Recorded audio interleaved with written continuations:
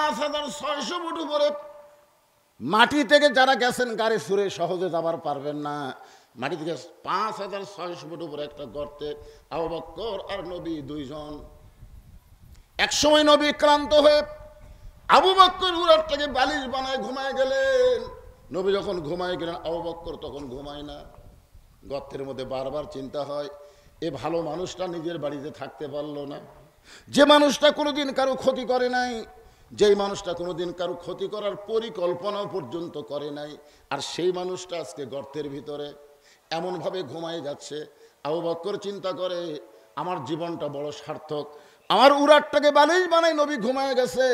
কঠিন মুসিবতের সময় আমার যদি কোনো আমল না থাকে, অন্তত এই আমলের কারণে আল্লাহ পাক আমাকে নাজাত দিয়ে দিবে। নবী যখন ঘুম পাড়তেছে আবু বকর চিন্তা করে, নবী তো ঘুমায় গেছে, এই গর্তের অবস্থাটা কিরকম, এই গর্তের সাইজটা কিরকম, গর্তটা কিরকম।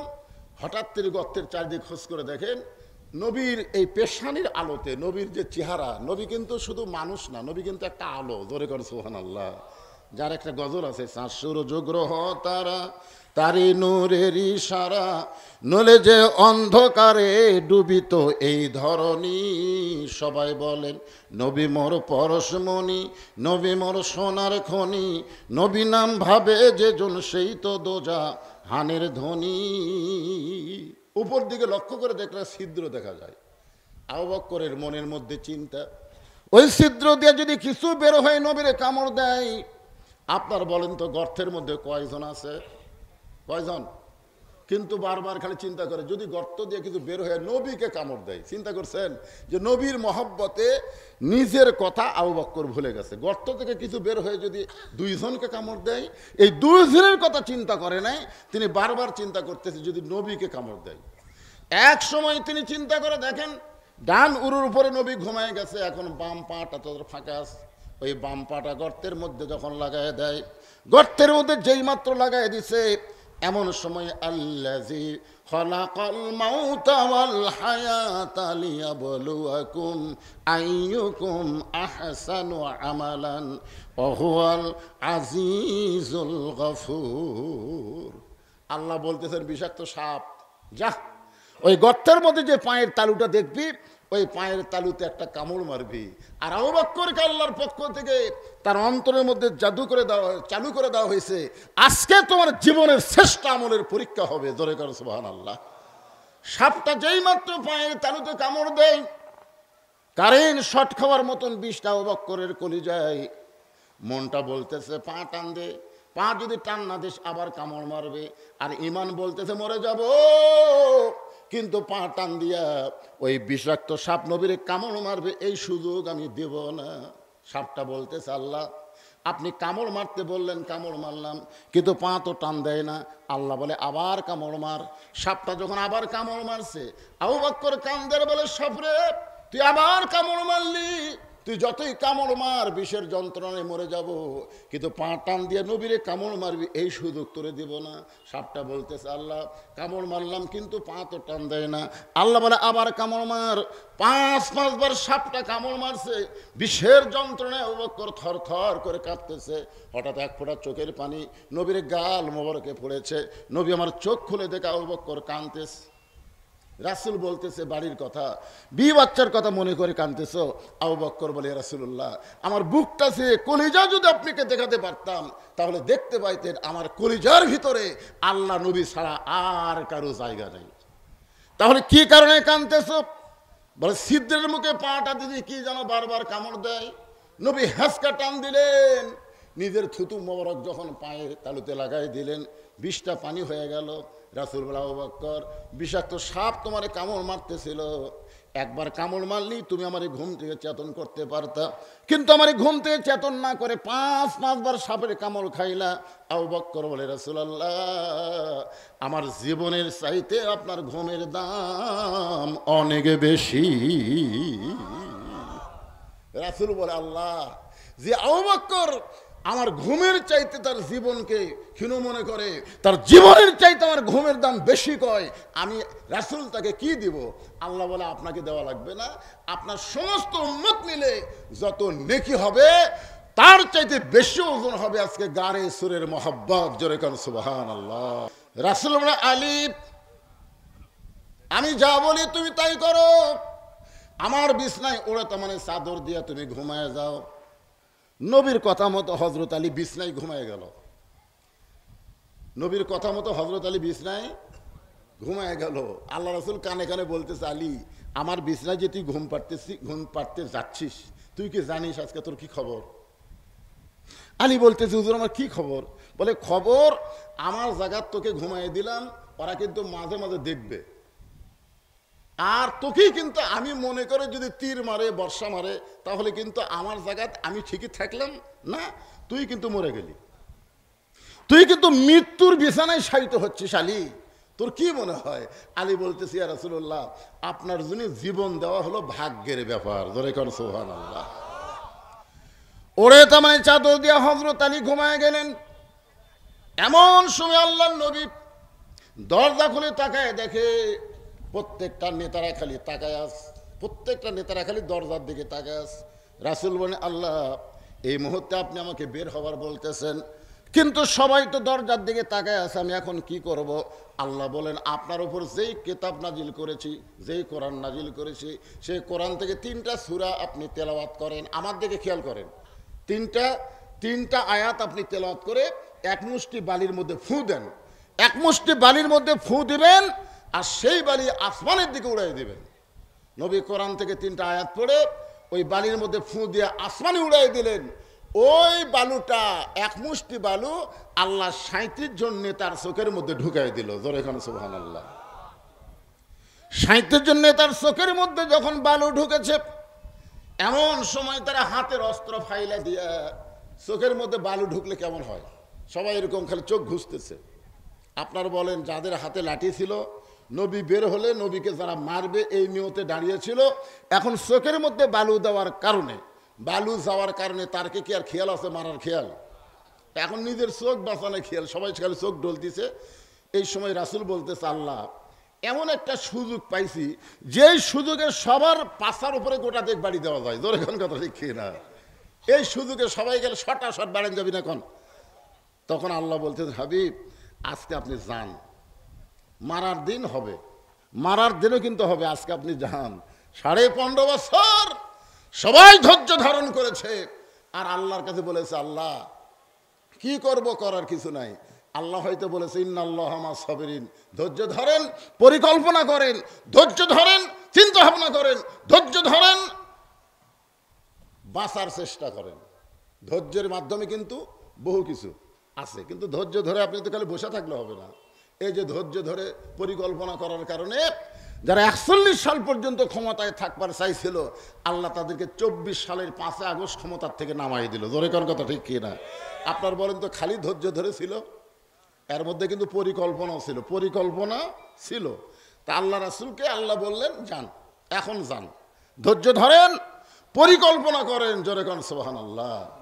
আল্লাহ নবী পরিকল্পনা মোতাবেক হযরত আবু বকরের বাড়ির দরজায় আস্তে করে ডাক দিলেন। আবু বকর সঙ্গে সঙ্গে দরজা খুলে গেল। নবী চমকে গেলেন, আবু বকর এই গভীর রাত্রে আমি আপনার বাড়িতে আসতেছি, আপনি কি আগে থেকেই জানতেন? আবু বকর বলে, হুজুর 6 মাস আগে একদিন আমাকে বলেছিলেন, একদিন গভীর রাত্রে মক্কা ছেড়ে মদিনায় হিজরত করা লাগবে, আমি কিন্তু তোমাকে সঙ্গে করে মদিনায় যাব। সেদিন থেকে আজ পর্যন্ত কোনো রাত্রিবেলা আমি ঘুমাইনি, বরং সারা রাত আমি দরজায় দাঁড়িয়ে থাকি। আল্লাহ রাসূল বলেন, আবু বকর তাহলে চলো যাই। রাসূল আবু বকর তাহলে চলো যাই। সঙ্গে সঙ্গে আবু বকর নবীর সঙ্গে রাস্তা নেই। রাসূল আবু বকর তোমাকে আমি চলো যাই বললাম, আর তুমি আমার সঙ্গে রওনা দিলে, একটা বার কি বাড়ির মধ্যে ঢুকবা না? তোমার বিবি বাচ্চার কাছে কি একটা বার বলবা না যে আমি মক্কা ছেড়ে মদিনায় নবীর সঙ্গে হিজরত করতে যাচ্ছি?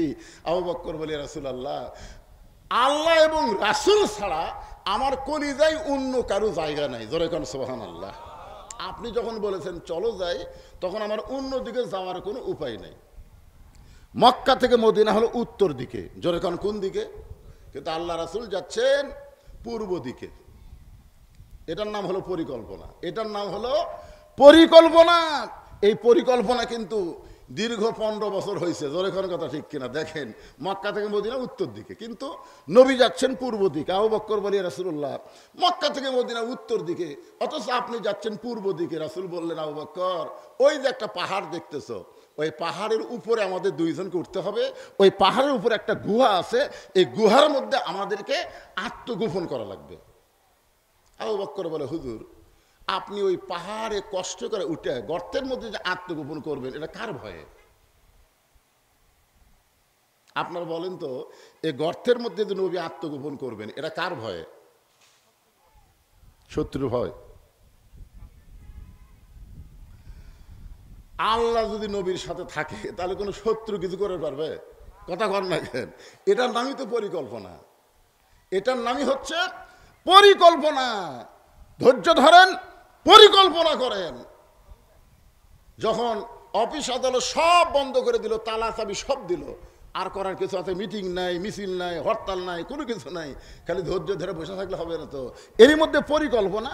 চলো মাটি থেকে পা। সকাল হয়ে গেছে, সকাল হয়ে গেছে।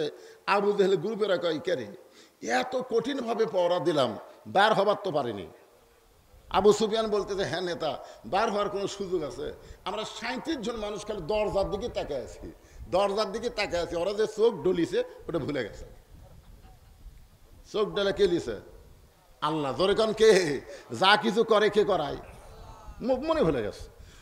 তাহলে এখন কি করা যায়? আজকের মতো কি আমরা ফেরত যাব? সকাল হয়ে গেল। আবু জেহেল বলতেছে, এতগুলো নেতা একত্র হওয়া যাবে না, আজকে যখন হয়েছি আজকেই ফয়সালা করা লাগবে। বলে কেমনে ফয়সালা করবেন? বলে দরকার হলে ঘরের দরজা ভাঙ্গে টাইনা বের করে আজকেই হত্যা করা লাগবে।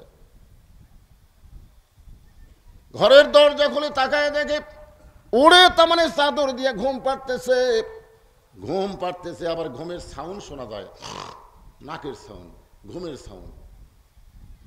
আবু জেহেলের সাথে ছিল একটা ক্যাডার। এই যে 37 জনের মধ্যে একটা ক্যাডার, ক্যাডার বোঝেন না?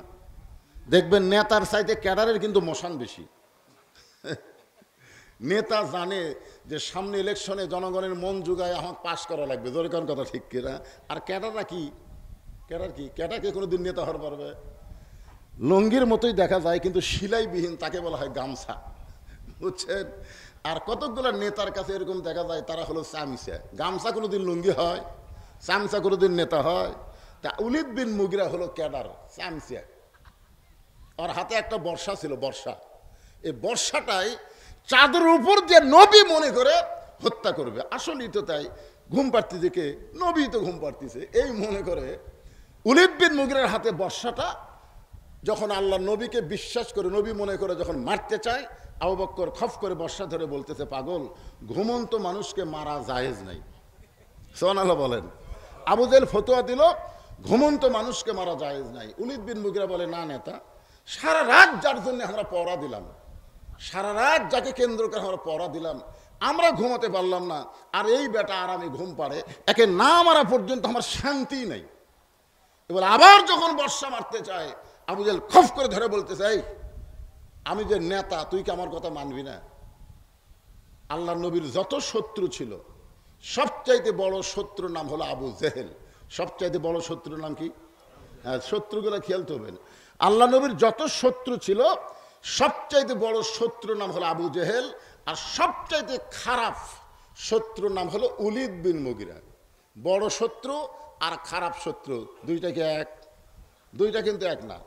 শোনেন, খারাপ শত্রু তাদের দ্বারা মানুষের কত ক্ষতি হয়, আর বড় শত্রু দিয়ে কত ক্ষতি হয়, আলোচনাটা একটু শুনলেই বুঝতে পারবেন কারা বড় শত্রু। আমাদের বড় শত্রুকে ভারত, আমাদের বড় শত্রু আমেরিকা, না আমাদের বড় শত্রু আমাদের মধ্যেই আছে। এটা আমাদেরকে চিহ্নিত করা দরকার। জোরে ঘর কথা ঠিক কিনা? হ্যাঁ, চিহ্নিত করা দরকার। আমরা অনেক সময় বলি ভারত আমাদের শত্রু, আমেরিকা আমাদের শত্রু, এ আমাদের শত্রু না। শত্রু কে?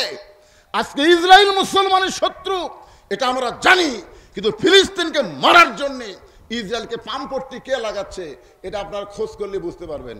আজকে ভারত যে হারে মুসলমানদের হত্যা করতেছে, মসজিদ ভাঙতেছে, মাদ্রাসা ভাঙতেছে, আর ভারতের নরেন্দ্র মোদী এখন সৌদি আরবে ঘুরতেছে। তোর কোন কথা ঠিক কথা বলেন? জানেন না আজকে মোদী কোন জায়গা? ও রে, এরা জানি না। হ্যাঁ, চলে যাচ্ছে।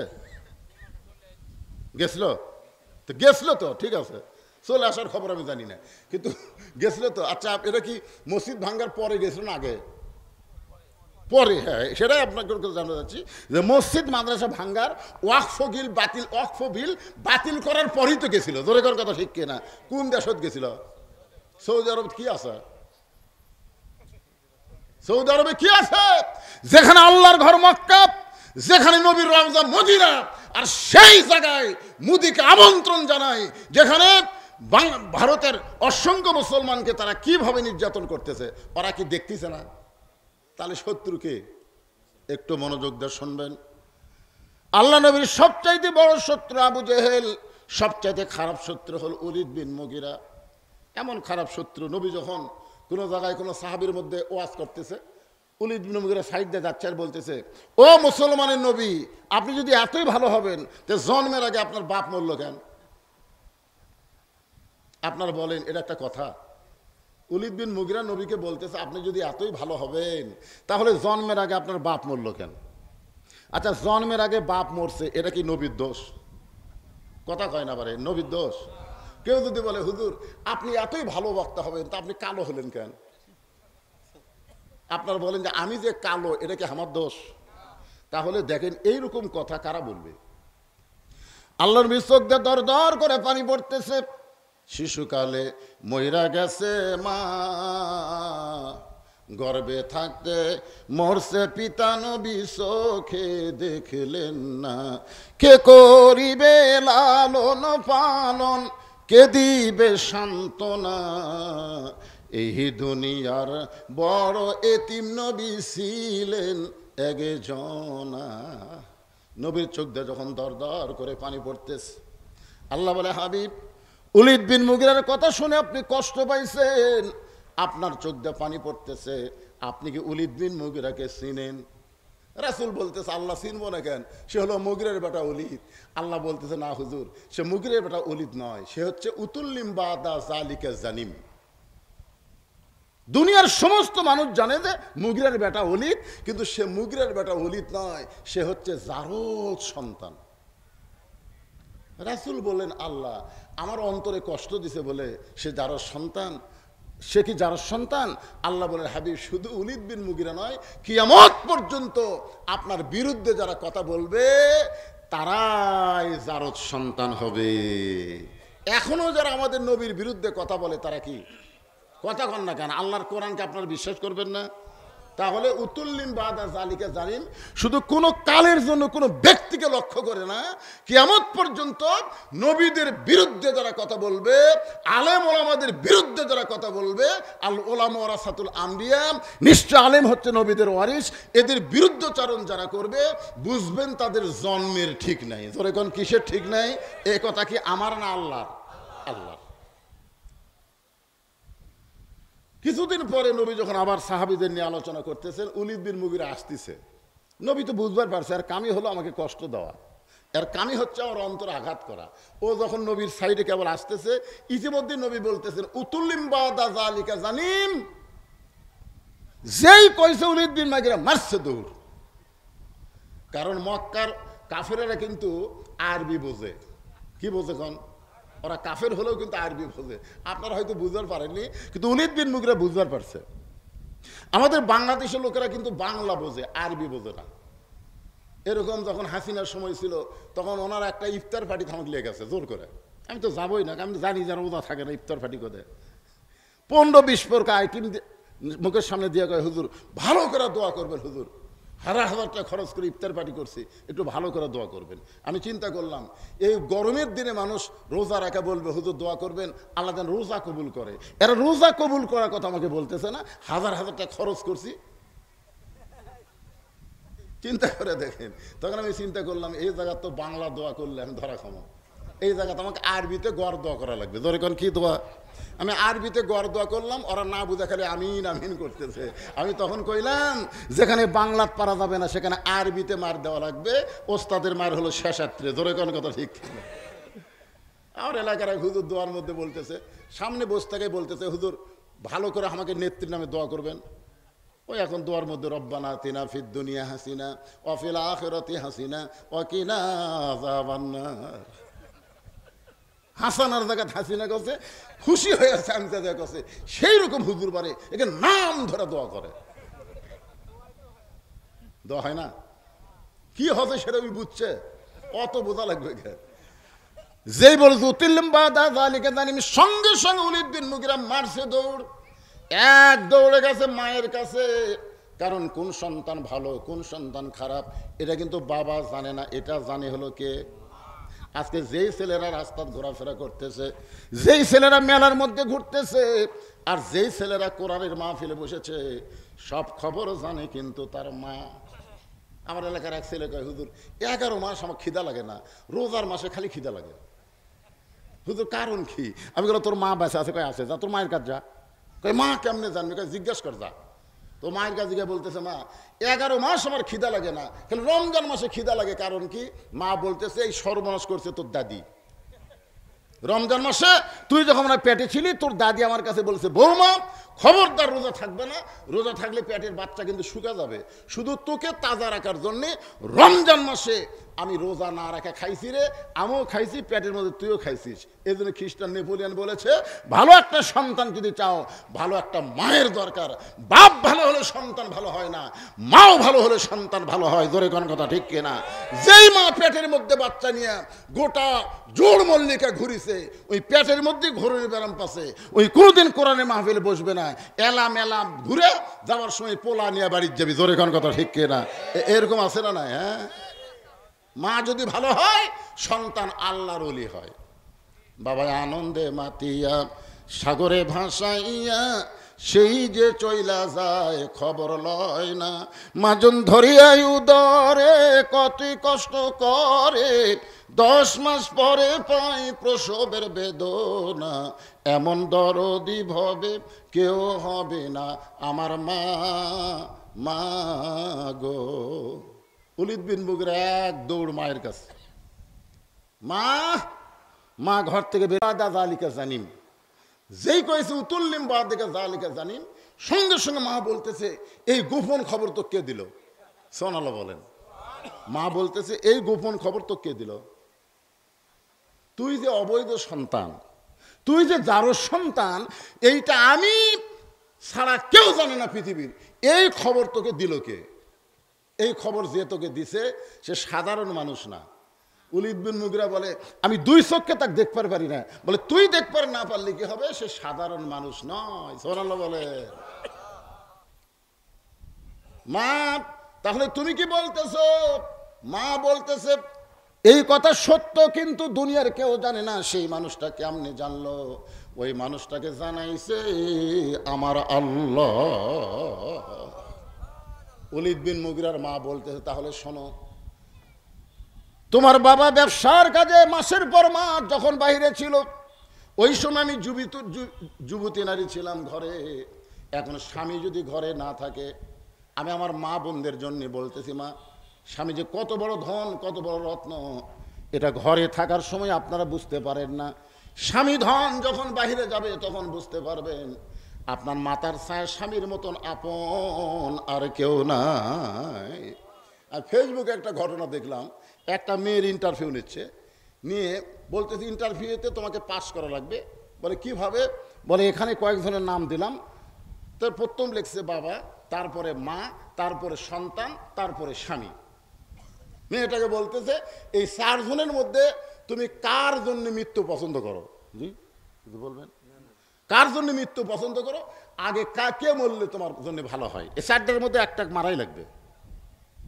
এখন মেয়েটা চিন্তা করতেছে, বাপ, মা, সন্তান, স্বামী। তখন বলতেছে, মারা যখন লাগবি তাহলে বাপই মরুক আগে, বাপই আগে মরুক। তো যাই হোক, বাপ কাটা দিছে। বাপ তখন কাটা দিছে, স্যার বাপ কাটা দিয়ে বলতেছে, এখন 3 জনের মধ্যে কে আগে মরলে তোমার ভালো হয়? তোমাকে পরীক্ষা পাস করা লাগবে, এটা কিন্তু একটা পরীক্ষা। তুমি মনে করো না সত্যি সত্যি মরতেছে, তা না। এখন বলো 3 জনের মধ্যে কে মরলে এখন আগে ভালো হয়? তখন বলতেছে, তাহলে মাকে বাদ দেন। তখন মাও কাটা দিছে, দিয়ে বলতেছে, এখন আছে 2 জন। এই 2 জনের মধ্যে ছেলে আর তোমার স্বামী, এই 2 জনের মধ্যে কে আগে মরলে তোমার ভালো হয়? এটা কিন্তু ইন্টারভিউ, এটা কিন্তু সত্যি মরে না। তুমি শুধু মুখ দিয়ে বলো, এই 2 জনের মধ্যে কে আগে মরলে ভালো হয়? তখন চিন্তা করতেছে, কে মরলে ভালো হয় রে? তখন কিছুক্ষণ পরে বলতে, স্যার ছেলে কেটে দেন, ছেলেই মরুক আগে। তো যখন ছেলে সরে গেছে, খুব কাঁদতেছিল, এটা সত্যি না তো, এটা তোমার ইন্টারভিউ হচ্ছে যে তুমি এখন বলো তো যে বাপকে মারলে, মাকে মারলে, ছেলেকে মারলে, স্বামী বাদ দিলে কেন? বলে স্বামী যদি আমার থাকে তাহলে আমার কোনো টেনশন নাই, এক সময় বাপ মরবি। আমি চিন্তা করে দেখলাম বাপ তো মরবি, মাও তো এক সময় মারা যাবে, ছেলে বিয়ে করলে বউলে ভিন্ন হয়ে যাবে, তখন আমার সঙ্গে থাকবে কে? আমি চিন্তা করে দেখলাম এই স্বামী ছাড়া তো আমার উপায় নাই, স্বামী ছাড়া আমার গতিও নেই, এদের আমি চাইছি স্বামীই থাক। তাই মা বোনদের বলতেছি, মা, আল্লাহ রাসূল বলেছেন কোন নারীকে যদি আল্লাহর পরে কাউকে সেজদা দেওয়ার হুকুম থাকতো তাহলে প্রত্যেকটা বউকে বলতাম স্বামীর পায়ে সেজদা করো। স্বামীর গুরুত্ব কম না বেশি? উলিদ বিন মুগিরার মা বলতেছে, তোমার বাবা যখন মাসের পর মাস ব্যবসার কাজে বাহিরে থাকে তখন আমার মনের মধ্যে একটা ছটফটি ব্যারাম ঢোকে। মেয়েদের, পুরুষ মানুষ যখন কাছে না থাকে তখন ভিতরে একটা ছটফটি ব্যারাম ঢোকে, একা একা কেন ভালো লাগে না, কোনো কাজে মন যেন বসে না, আমার কি হতে কি হয়ে গেল, আমি নিজেও তো কিছু বুঝি না। যুবতী মেয়েদের জন্য বলতেছি। উলিদ বিন মুগিরার মা বলে, আমি তখন ঘরের ছাদে গেলাম, উড়ুর মন নিয়ে যখন ছাদে বসেছিলাম এমন সময় দেখি তোমার বাপের ছোট ভাই তোমার চাচা বাইরে ঘুরতেছে। আমি তখন তার সামনে এমন একটা অভিনয় করলাম, সে বুঝবার পারছে আমি তাকে কাছে চাচ্ছি, সে আমার ঘরের মধ্যে আসলো, তার সঙ্গে আমার মিলন হলো, আর এই মিলনের মাধ্যমে তুমি আমার পেটে আসলে, তুমি আসলেই জারদ সন্তান। সুবহানাল্লাহ কবেন না? তাহলে আল্লাহর নবী মাধ্যমে আল্লাহ যেটা জানাইছেন, নবীর বিরুদ্ধে যারা কথা বলবে, আবু জেহেল হলো 1 নম্বর বড় শত্রু, আর উলিদ বিন মুগিরা হলো খারাপ শত্রু। এমন সময় আবু জেহেল বলতেছে, চাদরের মধ্যে ঘুমের অবস্থা যদি দেখতে চাই, চাদর টান দেওয়া ছাড়া তো উপায় নাই। এবার চাদর টান দিয়ে দেখে চাদরের মধ্যে যিনি ঘুম পাড়তেছেন ইনি তো নবী না, উনি হচ্ছেন হযরত আলী। 37 জন নেতার চোখ ছোট ছিল, চোখ বড় হয়ে গেল। কে রে? তাহলে নবী কোন জায়গাত? হযরত আলী মুস্কি মুস্কি হাসতেছে, জোরে কোন সুবহানাল্লাহ। মুস্কি মুস্কি হাসার কারণ কি জানেন? আল্লাহ নবী এখন নিরাপদে আছে, জোরে কোন সুবহানাল্লাহ। এরা যখন নবী বাদ দিয়ে ঘরের মধ্যে ঢুকছে, আমার চাদর টান দিয়ে আমার ঘুম ভাঙায় দিছে, তাহলে নবীকে এরা ধরতে পারে নাই, নবী নিরাপদে আছে। আবু জেহেল বলে, তুই চাদরের মধ্যে ঘুম পারলি, যে জায়গায় নবী থাকার কথা সে জায়গায় তুই ঘুম পারতিস, নবী কোন জায়গাত? আলী বলতেছে, নবী কোন জায়গাত আমি ঘুমের মানুষ কেমনে জানবো? তোমরা চেতনা ছিল, তোমরা খবর দাও। আবু জেহেল বলতেছে, খামাখা এর সাথে সময় নষ্ট করে লাভ নাই, চলো আমরা খুঁজি পাহাড়ের কোনো গুহায়, হয়তো কোনো গুহায় আত্মগোপন করেছে। এই অল্প সময়ের মধ্যে, বেশি দূর যাবার পরে নাই, 37 জন নেতা নিয়ে আবু জেহেল যখন পাহাড়ের গুহায় গুহায় খোঁজ করবে, এমন সময় হযরত আলী ঘর থেকে দরজায় গিয়ে এভাবে বুড়া আঙ্গুলি বের করে আঙ্গুল ঘুরাইতেছে। আবু জেহেল বলতেছে, আলী রে, আঙ্গুল ঘুরানোর মধ্যে কি বোঝাবার চাও? আলী বলতেছে, তোমরা যতই খোঁজাখুঁজি করো, আল্লাহ যদি তাকে নিরাপদে নেয়, দুনিয়ার কোনো মানুষ তার কোনো ক্ষতি করতে পারবে। আবু সুফিয়ান বলতেছে, নেতা, এরই জন্যই সর্বনাশ হলো। এই যদি চাদরের মধ্যে না ঘুমাতো তাহলে আমরা তো মনেই করতাম যে ঘরে কেউ নাই, কিন্তু এখানে কিন্তু বলবো চাচ্ছেন অত্যন্ত গুরুত্বপূর্ণ কথা, যদি না ঘুমাতো তাহলে আমরা মনে করতাম ঘর ফাঁকা বার হয়ে গেছে, আমরা আগেই খোঁজ করতাম। কিন্তু এই বেটার চাদরের মধ্যে ঘুমা থাকার কারণে আমরা মনে করছি নবী ঘুম পাড়তেছে, এই জন্যই তো আমরা ঘরের এলাকাও ছাড়ি নাই, এর সাইজ করা হোক। তখন হযরত আলী আসমানের দিকে তাকায় বলতেছে, রে মক্কার নেতারা শোনো, যদি আল্লাহ নবী আমাকে বলতো, আলী মক্কার 37টা সারবোকা আমার বাড়ির চারিধারে ঘেরাও করেছে, তুমি একটু সাইজ করো, আমি তোমাদেরকে টিপি দিয়ে দিয়ে মারতাম। কিন্তু আল্লাহ নবী তোমাদেরকে সাইজ করতে না বলে আমাকে চাদরের তলে ঘুম পাড়তে বলেছে, আমি নবীর কথা মতো চাদরে ঘুম পাড়ছি, বেশি বকওয়াজ করিস না, কিছু করার থাকে তাহলে আয়। 37 জন নেতাকে হযরত আলী যখন ডাকতেছে, এমন সময় আবু জেহেল বলতেছে, ওর সঙ্গে গন্ডগোল করে আমরা জিততে পারবো না, এর সঙ্গে গন্ডগোল করতে পারবো না। হোসাইন বলতেছে, আমার বাবা শুধু বিশ্ব আলেম না, আমার বাবা হলো বিশ্ববীর। মনে ভুলে গেছেন? আমার নানা শুধু বিশ্ব নবী না, আমার নানা হলো বিশ্ব নেতা। তো বিশ্ব নেতার কথা এতক্ষণ আপনাদের বললাম, এখন বিশ্ববীরের কথা একটু শোনেন তো। কেমন হযরত আলী বীর ছিলেন। তিহিমা প্রান্তরে নবী যখন সাহাবীদের নিয়ে আলোচনা করতেছে, এমন সময় আল্লাহ নবীর চোখ দিয়ে দর দর করে পানি পড়তেছে। সাহাবীরা বলতেছে, ইয়া রাসূলুল্লাহ, কি সুন্দর আলোচনা করতেছেন, আর এখনই আপনার চোখে আবার পানি আসলো কেমনে? আল্লাহ রাসূল বললেন, সাহাবীরা, তোমরা জানো না, এই মুহূর্তে আমাকে আল্লাহ জানাইছে মক্কার সবচাইতে বড় বীর নাম হলো তার আমর। মক্কার সবচাইতে বড় বীর উমর কিন্তু না, আমর। আমর প্রতি সন্ধ্যায় 21 কেজি খাদ্য খায়, প্রতি সন্ধ্যায় 21 কেজি খায়। তাহলে 3 সন্ধ্যা যদি খায় 63 কেজি খাদ্য খায়। আর যে তরবারি নিয়ে যুদ্ধ করে, এই তরবারির নাম হলো এই তরবারির ওজন হলো 3.5 মণ। যে তরবারি নিয়ে আমর যুদ্ধ করে, এই তরবারির ওজন কত? 3.5 মণ। আজকে সে আমর কাবা ঘরের সামনে তরবারি থুয়ে কাবা ঘর ছুঁয়ে শপথ করে বলেছে, মুসলমানের নবীকে না মারা পর্যন্ত আমি দুনিয়ার কিছু খাবো না, দুনিয়ার কিছু পানও করবো না। আজকে কাবা ঘর ছুঁয়ে শপথ করে ওই আমর আমি নবীকে হত্যা করার জন্যে মক্কা থেকে রওনা দিয়েছে। এই খবর আল্লাহ আমাকে দেওয়ার কারণে আমার চোখ দিয়ে দর দর করে পানি পড়তেছে। ওসমান গনি দাঁড়িয়ে বলে, ইয়া রাসূলুল্লাহ, এত বড় বীর যখন আপনাকে হত্যা করার জন্য আসতেছে, তাহলে একটা কাজ করা, আপনি দোয়া করেন, আমরা সবাই আমিন আমিন করি, আল্লাহ যেন আমরের হাত পাও অবশ করে দেয়। আমর যেন আপনার কাছে আসার আগেই তার হাত পাও যদি অবশ হয়ে যায়, তাহলে আপনাকে মারে ফেলবে।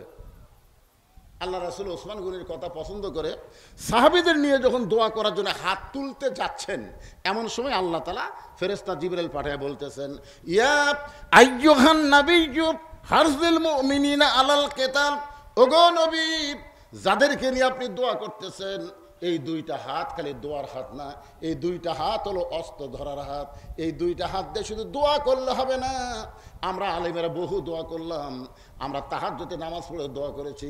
আল্লাহ সাইদি হুজুরকে 13 বছর জেলখানায় বন্দি রাখছে, এরপরে জেলখানায় তার মৃত্যু হয় নাই, সেখান থেকে হাসপাতালে নিয়ে গিয়ে তাকে হত্যা করা হলো। আমরা দোয়া করেছি, চোখের পানি বের করে বুক ভিজায় ফেলছি, কিন্তু কাম হয় নাই। ছাত্র জনতার আন্দোলন জীবন দেওয়ার কারণে ওই ফ্যাসিস্ট কিন্তু পলাতে বাধ্য হয়ে গেল। জোরে কোন কথা ঠিক কিনা? খালি দোয়া করছে না বার হচ্ছে? আবু সাইদ কি 2 হাত তুলে দোয়া করছে না সিনা টান করে দাঁড়াচ্ছে? আল্লাহ রাসূলকে আল্লাহ বলতেছে, ইয়া আইয়ুহান নাবিয়্যু হারজিল মুমিনিনা আলাল কিতাল, ওগো নবী, এই 2 হাত করে দোয়ার হাত না, এই 2 হাত হলো অস্ত্র ধরার হাত। সঙ্গে সঙ্গে নবী দোয়া বাদ দিয়ে বললেন, সাহাবীরা, মহাবীর আমর আমাকে হত্যা করার জন্য মক্কা থেকে রওনা দিয়েছে, তোমাদের মধ্যে এমন কি কেউ আসো যে আমরের সামনে দাঁড়াবার পারবা? সমস্ত সাহাবীরা মাথা নিচু করে চিন্তা করতেছে যে প্রতি সন্ধ্যায় 21 কেজি খায়, আর তরবারির ওজন হলো 3.5 মণ। এই বীরের সামনে কে দাঁড়াবে? সবাই যখন চিন্তা করতেছে, এমন সময় পিছন দিক থেকে 11 বছর, কয় বছর? 11 বছর একটা কিশোর বাচ্চা দাঁড়িয়ে বলতেছে, ইয়া রাসূলুল্লাহ, আমি দাঁড়াবার চাই। আল্লাহ রাসূল বললেন, তুই কি আলী? বলে, হ্যাঁ আমি আলী। এজলেস, বস বস, ছোট্ট মানুষ বুঝিস না, লাভ দিয়ে উঠছিস। এ সাহাবীরা, তোমার মধ্যে এমন কে আছো ওই মহাবীর আমরের সামনে দাঁড়াবার চাও? সঙ্গে সঙ্গে হযরত আলী ডাকে বললেন, ইয়া রাসূলুল্লাহ, আমি আলী ওই আমরের সামনে দাঁড়াবার চাই। রাসূল বললেন, বস। নবী আবার বললেন, সাহাবীরা, তোমাদের মধ্যে এমন কে কেউ আছো ওই মহাবীর আমরের সামনে দাঁড়াবার চাও? সঙ্গে সঙ্গে হযরত আলী দাঁড়িয়ে গেলেন। আল্লাহ রাসূল বললেন, আয়। কাছে ডেকে বলতেছে, তুই আমরকে চিনিস? প্রতি সন্ধ্যায় 21 কেজি খাদ্য খায়, তুই সারা বছর খাসিস? তুই সারা বছরও তো 21 কেজি খাস নাই, আর প্রতি সন্ধ্যায় 21 কেজি খাদ্য খায়, 3.5 মণের তরবারি নিয়ে যুদ্ধ যায়, আর সেই আমর আমাকে হত্যা করে আসতেছে, তুই বারবার দাঁড়াস, তুই আমরকে চিনিস?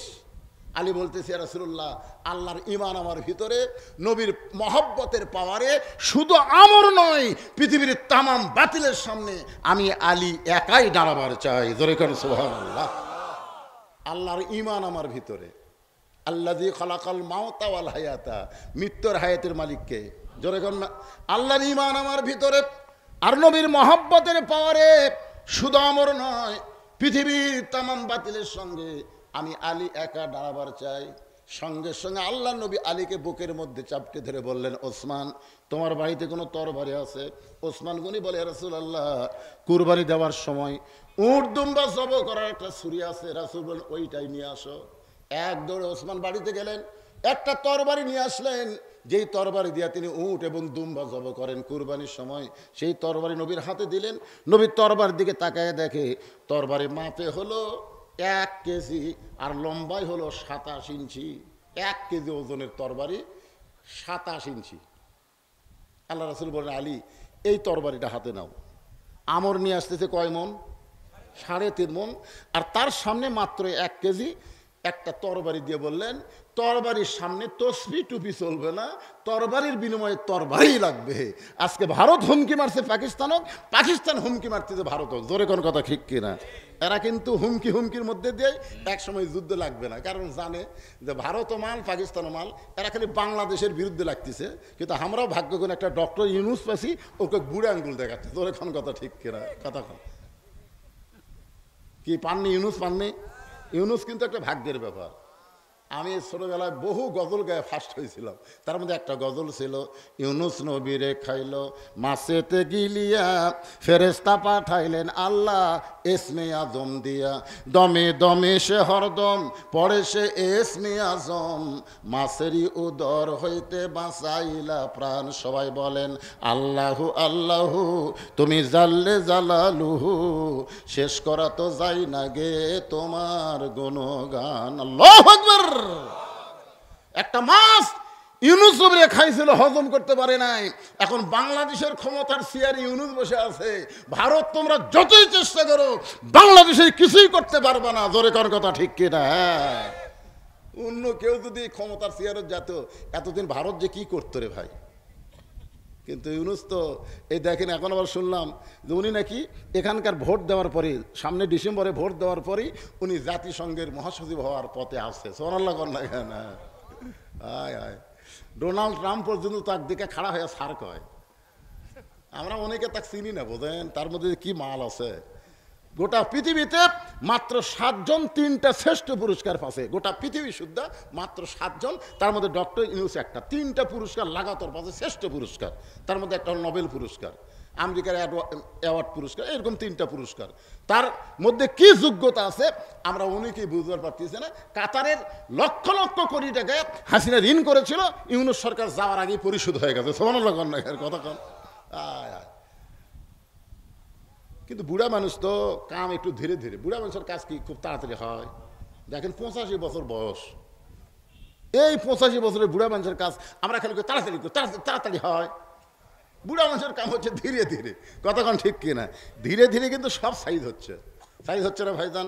আপনারা বলেন, এই যে একজন আমাকে আজকের মাহফিলের সভাপতি আমাকে বলতে যে হুজুর গাড়ি কি টাইম, আগে টাইমই ছিল না, 9টার গাড়ি কয়টায় যায়, আর এখন 9টার গাড়ি 8:45 হাজির। এবার ঈদের মধ্যে কোনো যানবাহন নিয়ে মানুষকে ভোগান্তি পোহাতে হয়নি। জোরে কোন কথা ঠিক কিনা? গোটা রমজান মাসে কোনো জিনিসের দাম আমাদের চাহিদার উপরে ছিল না, চাহিদার মধ্যেই সীমিত ছিল। জোরে কোন কথা ঠিক কিনা? আল্লাহর বান্দার একটু মনোযোগ দিয়ে শুনবেন। কথা প্রসঙ্গে কথা এলো তাই আপনাদের শুনালাম। এবার 27 ইঞ্চি তরবারি নবী আলীর হাতে দেবেন। আলী তরবারির বিরুদ্ধে তরবারি লাগবে, যা আমরের সামনে যা। সঙ্গে সঙ্গে হত আলী মারতেছে দৌড়। আল্লাহ রাসূল বলতেছে, আলী আমি তো মনে করছিলাম এই কথা শুনে তুই একটু ধীরে ধীরে যাবি, দৌড়াস কেন? আলী বলতেছে, ইয়া রাসূলুল্লাহ আপনাকে হত্যা করার জন্য অনেক আগেই আমর রওনা দিয়েছে, আমি যদি আস্তে আস্তে যাই তাহলে আমর তো আরো অ্যাডভান্স করবে, এই জন্য জোরে দৌড় মারতেছি। আপনার পবিত্র চেহারা দেখার আগেই আমি আলী যেন আমরকে জাহান্নামে পাঠাবার পারি। জোরে কান সুবহানাল্লাহ। দেখছেন কি সাহস, যে আপনার পবিত্র চেহারা দেখার আগেই আমি যেন আমরকে জাহান্নামে পাঠাবার পারি। কি বলতেছেন ভাই? কিছু বলতেছেন? আবহাওয়া খারাপ,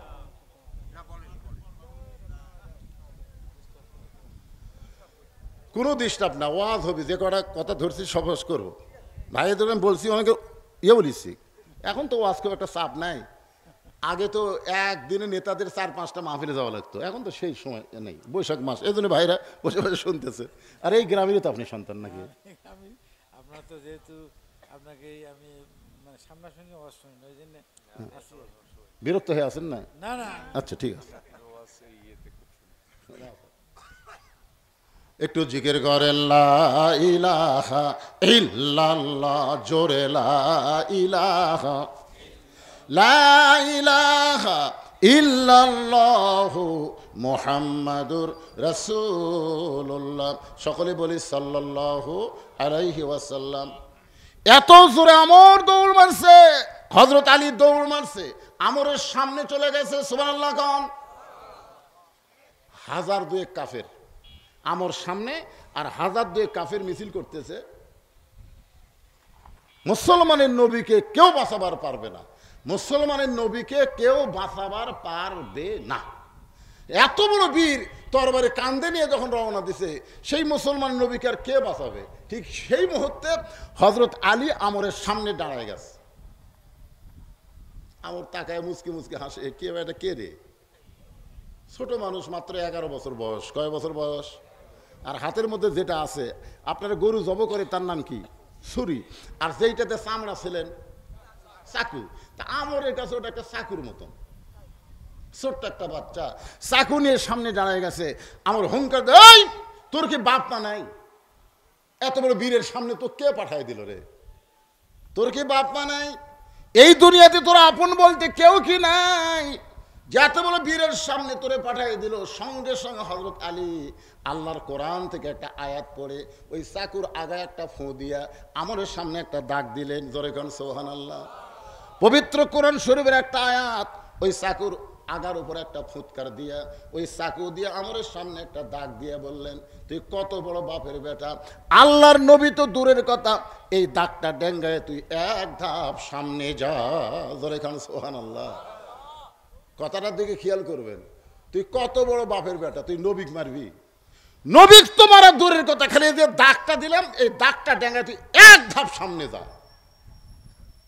সঙ্গে সঙ্গে ওই কথার দ্বারা আমরের বুকের মধ্যে এমন একটা ভীতি সঞ্চার হয়েছে। আলীর হাঁককে বলা হয় হায়দারি হাঁক। জোরে কোন কি হাঁক? আলী হায়দার। হয়তো আলীর কিন্তু আর একটা নাম ছিল হায়দার। আলীর হাঁককে বলা হয় হায়দারি হাঁক। এত জোর হাঁক মারছে, কাফেরের বেটা, শয়তানের পাঁটা, তুই কত বড় বাপের বেটা, আল্লাহ নবীক মারবি, খালি দাগটা ডেঙ্গা, খালি এক ধাপ সামনে যা। একটা হাঁকে গোটা দেহ থর থর করে কাঁপতেছে। সমস্ত কাফেরা বলে মারেন মারেন। ছোট্ট একটা বাচ্চা কি কয়, আর সেইটা শুনে আপনি কেন ব্রেক করলেন? মারেন মারেন। সবাই যখন মারেন মারেন বলতেছে, এমন সময় আমর 3.5 ওজনের তরবারি ঘাট থেকে নিয়ে আলীকে ভয় দেখানোর জন্য যখন মারছে, ইত্তাকু ফিরাসাতাল মুমিনিনা ফাইন্নাহু ইয়ানজুরু বিনুরিল্লাহ। হযরত আলী তাকায় দেখে ওই 3.5 ওজনের তরবারি, ওইটা তরবারি নাই, ওটা আল্লাহ বানায় দিছে কাঠের তক্তা। বারবার নমরুদ বলে, ইব্রাহিম এত বড় আগুনের চুলা বানাইছি, তোমার মতো হাজার ইব্রাহিমকে ফেলে দাও, মাত্র পুড়ে ছাই হয়ে যাবা। তোমাকে মারার জন্য এত বড় চুলা লাগতো না, কিন্তু এমন ভাবে তোমাকে পুড়াবো, পড়া মাত্রই তুমি যেন দুনিয়া থেকে শেষ হয়ে যাও। একটাবার তাকাও, একটাবার তাকাও। কিন্তু আমাদের জাতির পিতা হযরত ইব্রাহিম নমরুদের চুলার দিকে একটাবার তাকায় না। আল্লাহ বলে, ইব্রাহিম একটাবার তাকাও। বারবার যখন তাকাবার বলে তুমি তাকাও। এবার আমাদের জাতির পিতা আল্লাহর কথা মতো তাকায় দেখে আগুনের চুলা নাই, আল্লাহ শান্তির বাগান বানায়া দিছে। বারবার ফেরাউন বলে, মুসা 3 দিকে আমরা সৈন্য সামন্ত দাঁড়ায় গেছি, পলানোর কোনো রাস্তা নাই, একটা রাস্তা, সেইটা হলো সাগর। তুমি এখন সাগর ছাড়া তোমার বাঁচার আর কোনো পথ নাই। 3 দিকে আমরা সৈন্য দাঁড়িয়ে গেছি অস্ত্র নিয়ে, এখন তুমি কেমনে পলায়ে যাবা? আল্লাহ বলে, মুসা রে, বারবার ফেরাউন তোকে সাগর দেখায়, একটাবার তাকায়। মুসা নবী তাকায় দেখে হাতের লাঠির আঘাতে ওই সাগর নাই, আল্লাহ 12 লাইন রাস্তা বানায়া দিছে। আল্লাহ যদি সাগরকে রাস্তা বানাবার পারে, আল্লাহ যদি আগুনের চুলাকে শান্তির বাগান বানাবার পারে, তাহলে আল্লাহ তরবারিকেও তক্তা বানাবার পারে। আল্লাহ ইচ্ছা করলে ওই ভারতের অ্যাটম বোমাকে বাংলাদেশের মুসলমানের জন্য মিষ্টি ভাঙ্গি তরমুজ বানাবার পারে। জোরে কর কথা, ঠিক কেনা কথা বলেন? এত অস্ত্র এরা বানাচ্ছে, আর মনে করতেছে যে একটা উগ্রপন্থী নেতা মাঝে মধ্যে হুমকি মারে। কিছুদিন আগে থেকে মিঠুন চক্রবর্তীও একটা হুমকি মারছে যে বাংলাদেশকে দখল করতে নাকি 15 মিনিটই লাগবে না। হ্যাঁ, নরেন্দ্র মোদী আর একটা নেতা হয়, শুভেন্দু, ওই মাথা দেখা করো, এবার এই দিক দিয়ে ঢুকবে, এই দিক দিয়ে বাড়াবি। আমিও ওয়াজের মধ্যে বলে দিছি ভাই, আমার ওয়াজ তো খালি ওয়াজ হয় না, এগুলো রেকর্ড হয়। আমি বলে দিছি যদি ভারত ভুল করে আমাকে দেশত ঢোকে, আমাকে ছেলেদেরকে বলবো তোমাকে অস্ত্র লাগবে না, খালি 2.5 হাত একটা করে লাঠি আর একটা করে খুর। ওরা যেই ঢুকবি বিসমিল্লাহ কয়ে লাঠি দিয়ে পাড়ে ধরবে, কারণ শহীদ প্রেসিডেন্ট জিয়াউর রহমান আল্লাহর উপর অবিচল আস্থা আর বিসমিল্লাহির রহমানির রহিম দিয়ে সংবিধানের নিরপেক্ষতা দূর করে দিছে। জোরে কোন কথা ঠিক কিনা? তাহলে আমাদের হাতে লাঠি থাকবে, বিসমিল্লাহ কয়ে পাড়ে ফেলে দেবো আর খুর দিয়ে কাটিয়ে দেবো, কিন্তু গোড়া কাটবো না, তাহলে আগা কাটা সুন্নতে খাতনা করে দেবো। এই ওয়াজটা আবার ভারতের মধ্যে চলতেছে খুব বেশি, আমার এই ওয়াজটা আর ভারতের বাঙালির খুব শুনতেছে। কি মনে করতেছেন? মুসলমান নিজের শক্তিতে লাগে না, মুসলমানের পাওয়ার হচ্ছে ইমান, মুসলমানের পাওয়ার হচ্ছে আল্লাহ। ধরে কোন কথা ঠিক কিনা? 3.5 তরবারি, কাঠের তক্তা।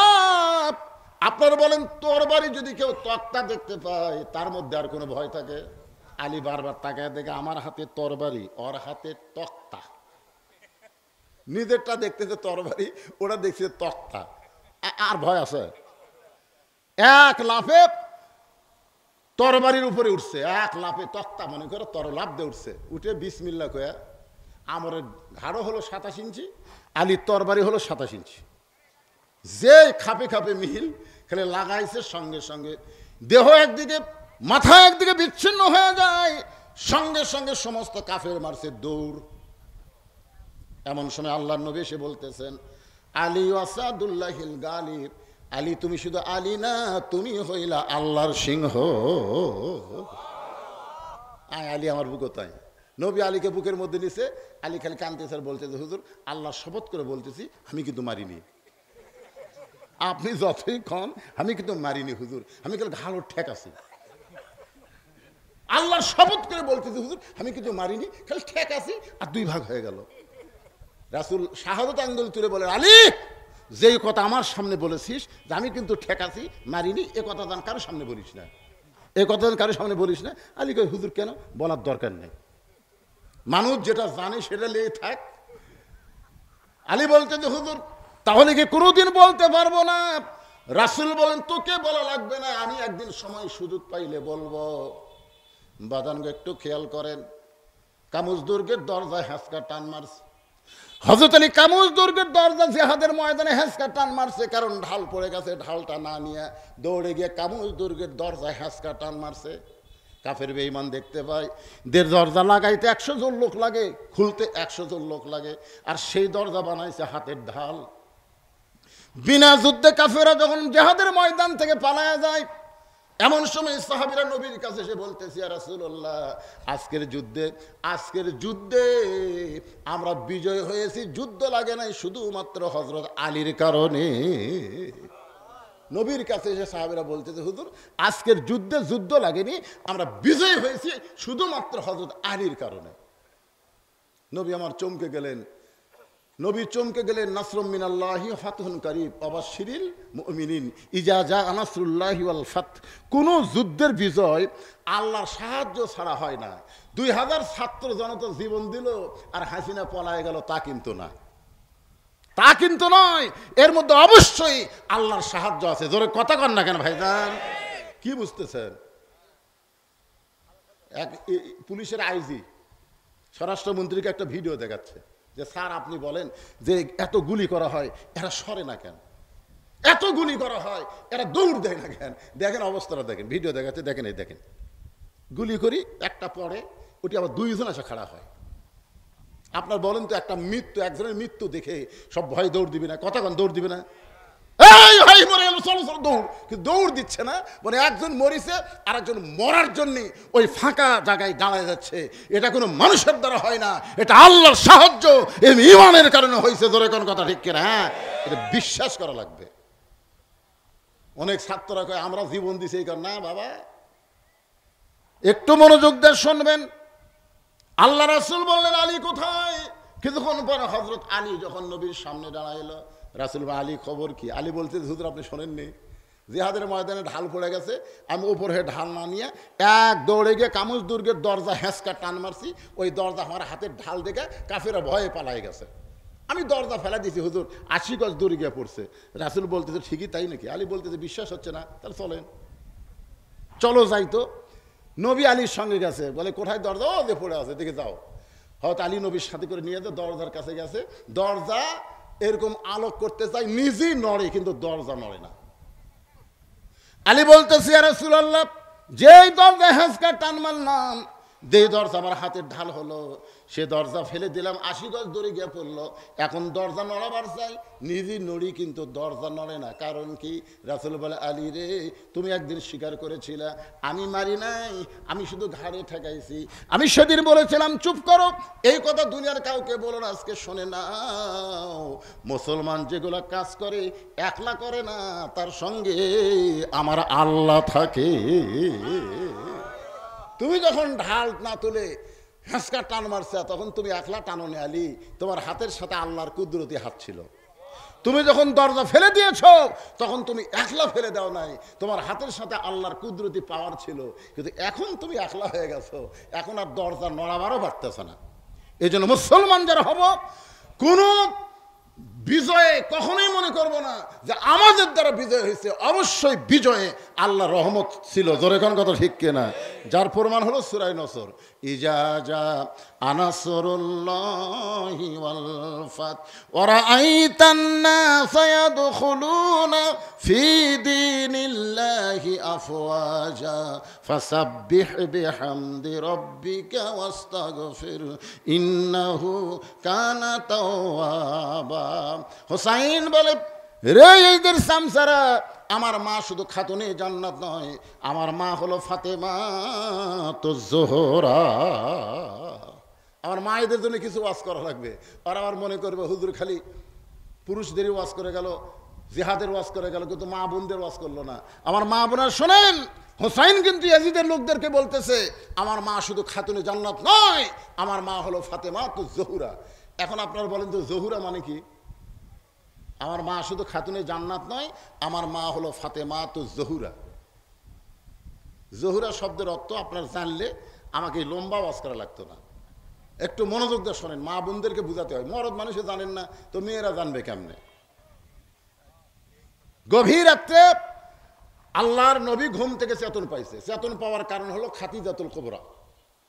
খাদিজাতুল কুবরা নবীর হাতটা বুকের মধ্যে নিয়ে কাঁদতেছে। রাসূল বলে, খাদিজা কান্দার কারণ? বলে, ইয়া রাসূলুল্লাহ, যে কোনো সময় আমার মৃত্যু হবে, যে কোনো সময়। মানে বয়স হয়ে গেলে মানুষ একটু মৃত্যুর কথা বেশি খেয়াল করে। কি মনে করতেছেন? একটা বয়সে মানুষ মরার কথা খেয়ালই করে না, কিন্তু তারাই বেশি মরতেছে। আপনার বলেন তো, এইবার ঈদ উল ফিতরের দিনে কত যুবক মারা গেছে আপনারা জানেন? খালি মোটর সাইকেল চালাতে গিয়ে অ্যাক্সিডেন্ট হয়ে 128 জন যুবক মারা গেছে, যেগুলো ফেসবুকে খবর পাওয়া গেছে। এছাড়াও তো আরও আছে, কিন্তু একটা বুড়াও তো মরেনি, একটা বুড়াও মরেনি এই মোটর সাইকেল চালাবার যা ব্যাখিয়াল মোশান। এই জন্য শোনেন, মৃত্যুর কথা খালি বুড়া হলে না, সবসময় খেয়াল করা দরকার। খাদিজাতুল কুবরা বলে, হুজুর যে কোনো সময় আমার মৃত্যু হবে, তো মরার আগে আমার জন্য কোনো খোঁজ খবরই নাই। তো আল্লাহ রাসূল বলেন, খাদিজা, আপনি যদি খোঁজ খবর নিবার চান তাহলে শোনেন, এই দুনিয়াতে 10 জন পুরুষকে আল্লাহ জান্নাতের সার্টিফিকেট দিছে। তার মধ্যে 1 নম্বর হল আবু বকর, 2 নম্বর ওমর, 3 নম্বর ওসমান। এরকম 10 জন পুরুষকে আল্লাহ জান্নাতের সার্টিফিকেট দিছে। আজকে শুনে নাও খাদিজা, 10 জন নারীকেও আল্লাহ জান্নাতের সার্টিফিকেট দিছে। সুবহানাল্লাহ না কেন? খাদিজা বলে, হুজুর আমি তো শুধু জানি পুরুষই 10 জন। রাসূল বলেন, না, নারীও 10 জন। পুরুষের মধ্যে 1 নম্বর হলো আবু বকর, আর নারীদের মধ্যে 1 নম্বর হলো খাদিজাতুল কুবরা। ধরে কোন সুবহানাল্লাহ। সঙ্গে সঙ্গে মা খাদিজা মুস্কি মুস্কি হাসতেছে। রাসূল বলে, খাদিজা হাসার কারণ? বলে, এতদিন মনে করতাম কোনো খবর নাই, কিন্তু আজকে এমন খবর দিলেন, জান্নাতি নারীদের 1 নম্বর যদি আমি হই, আনন্দে আমার বুকটা ভরে যায়। রাসূল বলে, খাদিজা, আমি হলাম স্বামী আর আপনি হলেন আমার বিবি। নবী হিসাবে না, স্বামী হিসাবে আপনাকে প্রশ্ন করতেছি, যদি 1 নম্বর জান্নাতি আপনি হন, তাহলে 2 নম্বর জান্নাতি কে হলে ভালো হয়? যেটা 2 নম্বর হলো উমর, 3 নম্বর ওসমান, 4 নম্বর আলী, 5 নম্বর আব্দুর রহমান ইবনে আওফ, 6 নম্বর জুবাইর, 7 নম্বর তালহা, 8 নম্বর সাদ ইবনে আবি ওয়াক্কাস, 9 নম্বর হলো আবু সাইদ, আর 10 নম্বর হলো ওবাদা ইবনুল জাররা। এই 10 জনই হলেন আশারে মুবাশশারা। জোরে কার সুবহানাল্লাহ। তাহলে নারীদের মধ্যে 1 নম্বর যদি খাদিজা হয়, 2 নম্বর কে হলে ভালো হয়? খাদিজা বলতে, তো হুজুর আমার কাছ থেকে যখন শুনবার চাচ্ছেন, তাহলে 2 নম্বর ফাতেমা হলেই ভালো হয়। নবী সুম করছে। আচ্ছা, আপনাকে আল্লাহ 4টা মেয়ে দিছে, কয়টা? নবীর মাধ্যমে খাদিজার পেট থেকে কয়টা মেয়ে হচ্ছে? 4টা মেয়ে আছে। তাহলে 4টা মেয়ের কুলসুমা, রোকেয়া, জয়নাব না বলে আপনি সরাসরি ফাতেমার কথা কেন বললেন? রাসূল বলতেছে আপনি সরাসরি ফাতেমার কথা কেন বললেন? খাদিজা বলতেছে, ইয়া রাসূলুল্লাহ, আপনি হলেন বাবা, আমি হলাম মা, কোন সন্তান কেমন এটা বাবা বলতে পারে না, এটা জানে তার মা। ওগো নবী, আপনি কি জানেন এই ফাতেমা যখন জন্ম নিয়েছে তখন আমার পেটের মধ্যে বাচ্চা আছে, আমি অনুভব করেছি, কিন্তু ব্যথা অনুভব করি নাই। এই ফাতেমা যখন প্রসব হয়েছে, আমার বাচ্চা দুনিয়াতে জন্ম নিল, এটা আমি বুঝতে পেরেছি, কিন্তু আমার কোনো প্রসব বেদনা হয় নাই। আমি আশ্চর্য হয়ে যখন মেয়েটার দিকে তাকাইলাম, তাকাই দেখি তার 2টা হাত ইজ্জতের উপর দিয়া জন্ম নিয়েছে। আমি মা হইয়াও তার ইজ্জত পর্যন্ত দেখতে পারি নাই। সেদিন থেকে আমার মনের বড় চাহিদা, 1 নম্বর যখন আজকে আপনি আমাকে ঘোষণা করলেন 2 নম্বর ফাতেমা হলে ভালো হয়। রাসূল চোখের পানি বের করে বললেন, খাদিজা, আপনার ফাতেমা তো জান্নাতি নয়, আপনার ফাতেমা হলো জান্নাতি নারীদের নেত্রী। আপনারা তো সুবহানাল্লাহ বললেন, খাদিজার সুবহানাল্লাহ হয় না। রাসূল বলে, খাদিজা, আপনার মেয়ে হলো জান্নাতি নারীদের নেত্রী, এটা শোনার পর আপনি খুশি না বেজার? বলে, হুজুর, এখনো তো ফাতেমা জানে না। এই যে আমাদের মধ্যে গল্প হচ্ছে, এটা তো ফাতেমা জানে না। একটা কাম করেন, আমাকে আপনি নেত্রী বানান, আর ফাতেমা 1 নম্বর জান্নাতি থাক। আল্লাহ রাসূল বললেন, আপনি নেত্রী হবেন, ফাতেমা হবে 1 নম্বর। আপনি জানেন না হুজুর, মেয়েদের মধ্যে এই নেতৃত্বের লড়াই খুব বেশি হয়। একটা বাড়িতে দেখবেন বেটার বউ আর শাশুড়ি, এই 2 জনের মধ্যে গন্ডগোল হবে, বেটা আর শ্বশুরের মধ্যে কোনো গন্ডগোল হবে না। আপনার কোনোদিন শোনেন নাই যে জামাই শ্বশুরের যুদ্ধ, কোনোদিনও শুনবেন না। আপনারা শুনবেন বউ শাশুড়ির যুদ্ধ। জোরে কোন কথা ঠিক কিনা? বউ শাশুড়ির যুদ্ধ হবে, জামাই শ্বশুরের যুদ্ধ হবে না। কারণ পুরুষে পুরুষে এত হিংসা নাই যা নারীদের মধ্যে আছে। জোরে কোন কথা ঠিক কিনা? দেখেন কি হিংসা হাসিনার। মিথ্যা একটা দোষ দেয়া, এতিমের মাল আত্মসত্ত্বা করেছে 2 কোটি টাকা, এই জন্য বিনা দোষে তাকে জেলের মধ্যে দিল দেশনেত্রী বেগম খালেদা জিয়াকে। জোরে কোন কথা ঠিক কিনা? বিনা দোষ। অথচ টাকা এখনো ব্যাংকে পড়ে আছে, 2 কোটি টাকা এখন 8-9 কোটি টাকা হয়ে গেছে। অথচ বিনা দোষে একটা তার জন্য কত দরখাস্ত করা হয়েছে বিদেশে চিকিৎসার জন্য, দেয়নি। হিংসা যা, আমি যদি তাকে ছেড়ে দিই ভালো হয়, তাহলে একদিন তো সে নেত্রী হবে, আমার অবস্থা কি হবে? আজকে খবর কি বাবা? আল্লাহ রাসূল বললেন, খাদিজা, আমি হলাম ঘোষণাকারী, দেওয়ার মালিক হচ্ছে আল্লাহ, দেওয়ার মালিক হচ্ছে আল্লাহ। সঙ্গে সে খাদিজা বলতেছি, ইয়া রাসূলুল্লাহ, তাহলে কোন আমলের কারণে আমি হলাম 1 নম্বর জান্নাতি আর ফাতেমা হলো জান্নাতে নেত্রী? যতক্ষণ পর্যন্ত না বলবেন ততক্ষণ আপনার হাত আমি ছাড়বো না। সঙ্গে সঙ্গে রাসূল বলে, খাদিজা, আমি বুঝবার পারছি আপনি মনে মনে কষ্ট পাইছেন, তাহলে শোনেন, কত বছর বয়সে আপনি ঈমান গ্রহণ করেছেন? খাদিজা বলে, রাসূলুল্লাহ, 55 বছর বয়সে ঈমান গ্রহণ করেছি। আল্লাহ নবী বলে, খাদিজা, ঈমান গ্রহণ করার আগে আপনি কি ছিলেন? খাদিজা বলতে, হুজুর, ঈমান গ্রহণ করার আগে আমি কাফের ছিলাম।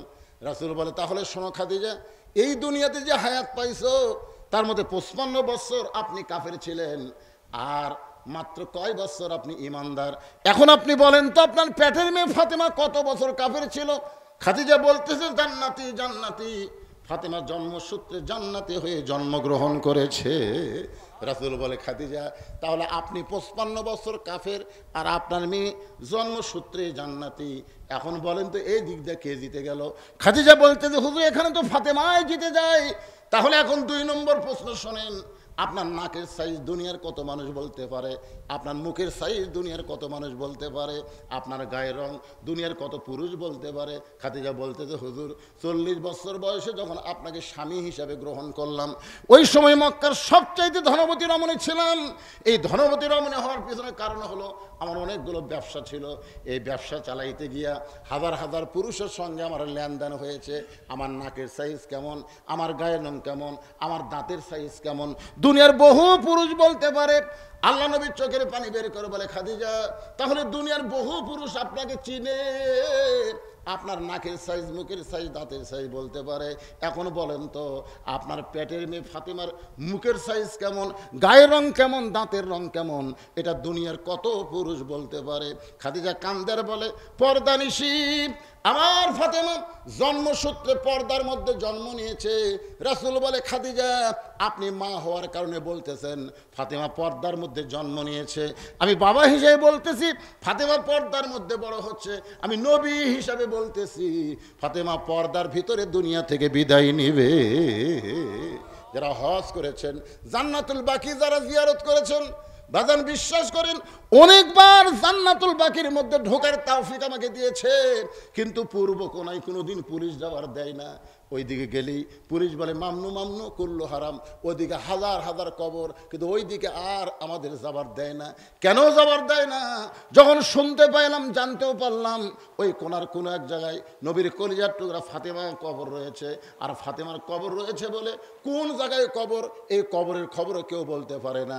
কেন হযরত আলী গভীর রাত্রে ফাতেমাকে দাফন করার পরে আল্লাহর কাছে ফরিয়াদ করে বলতেছে, আল্লাহ আমার বিবি ফাতেমা পর্দানিশী, তাকে গভীর রাত্রে দাফন করেছি, আল্লাহ গো তুমি তার পর্দাকে কবুল করে নিও। এ দোয়া করার পরে তাকায় দেখে সামনে কয়েকটা পুরাতন কবর দেখা যায়, এইমাত্র হযরত ফাতেমার কবর দেওয়া হয়েছে, সেই নতুন কবর আর নাই। গোটা জান্নাতুল বাকি হযরত আলী দৌড়ায় বলে ফাতেমার কবর, ফাতেমার কবর। কে যেন গায়েব থেকে বলতে চালি রে ফাতেমা হলো পর্দানিশী, আমি আল্লাহ জহুরা ডিগ্রি দিয়া ফাতেমার কবরটাকে কিয়ামত পর্যন্ত পর্দা করে দিয়েছি। আমার মা বোনদের জন্য বলবো এই জহুরা মানে কি এটা অবশ্যই আপনাদের বলে দিব মা, কারণ পর্দা যদি না মানেন একটা ইবাদত আল্লাহ কবুল করবে না। জোরে কোন ঠিক? আমার মা বোনদের পর্দা আর পুরুষের হলো এক নম্বর নামাজ। নামাজ যদি না পড়েন যতই ওয়াজ শোনেন কোনো কাজ হবে না। এজন্য আমাকে ঘড়ির দিকে তাকায় ওয়াজ করতে হচ্ছে, কারণ আমাকে বলা হচ্ছে হুজুর বেশি রাত কাজকাম শুরু হয়ে গেছে। আপনাদের এলাকায় কাজকাম শুরু হয়নি? পুরা দমে কাজকাম শুরু হয়েছে, এজন্য বেশি রাত ওয়াজ হবে না, রাত 12টা পর্যন্ত ওয়াজ হবে। এখন ঘড়ির দিকে তাকায় দেখি 11:15 বাজে গেছে। এই পাশেই গোরস্থান লেগেছে, গোরস্থানে উন্নয়ন কল্পে মাহফিল। আপনারা কবরের মধ্যে থাকবেন, একটা গান আছে, গান না গজল, কিন্তু যেদিন ডাক পড়িবে কবর মাঝে যাইতে জোগাড় কিছু করছো বন্ধু তার মাঝে। একবারে মুরব্বীরা উঠলেন কেন বাজান?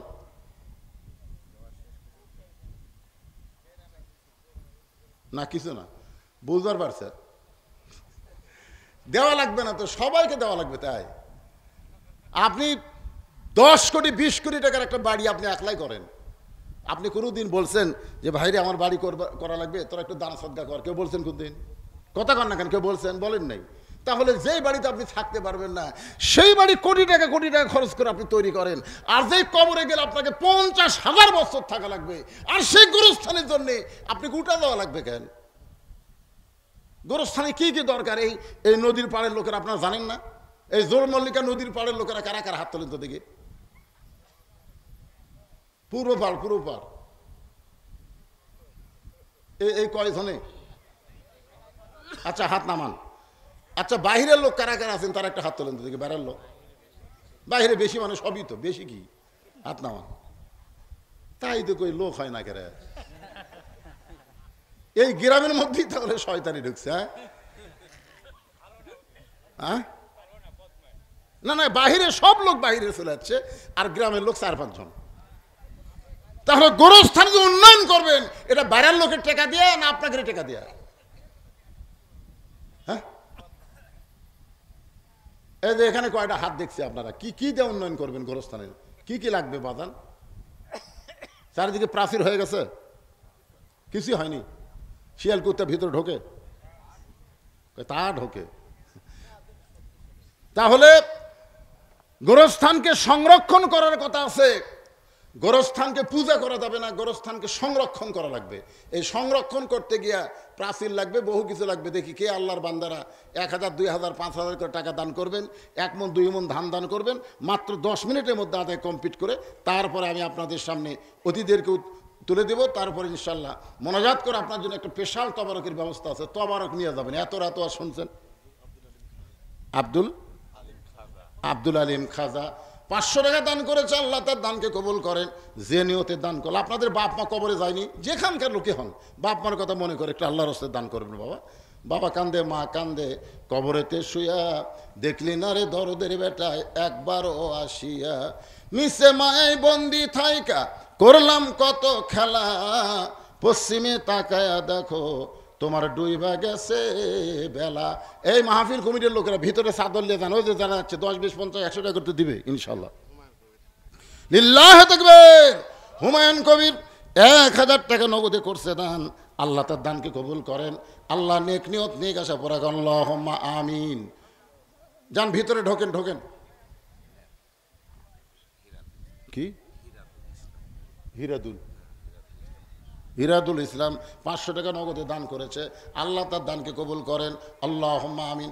আপনার দানের কথা শুনে লাভ দিয়ে ওঠেন কেন? যাওয়ার নিয়ত ওটা হবে না তো। আসলে স্টেজের দিকে আসেন, অন্য সাইডে যান কেন? মনে করতেছেন এইভাবেই দুনিয়ার থেকে চলে যাবেন, তা না বাদান।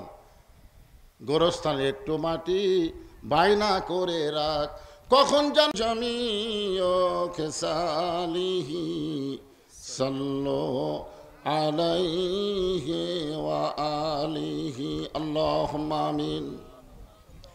জান্নাতের বাগান থেকে জান্নাতি মানুষদেরকে নিয়ে আমি গুনাহগার তোমার রহমতের দরজায় দোকানা হাত তুলেছি আল্লাহ।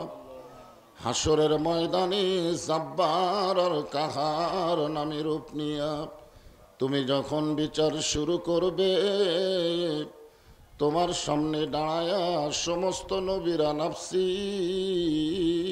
নাফসি বলে কানতে থাকবে। এমন কঠিন অবস্থা হাসরে হবে, সেদিন সমস্ত নবী তার উম্মতকে ভুলে যাবে, শুধু বলবে আল্লাহ আমার কি হবে, আমার কি হবে।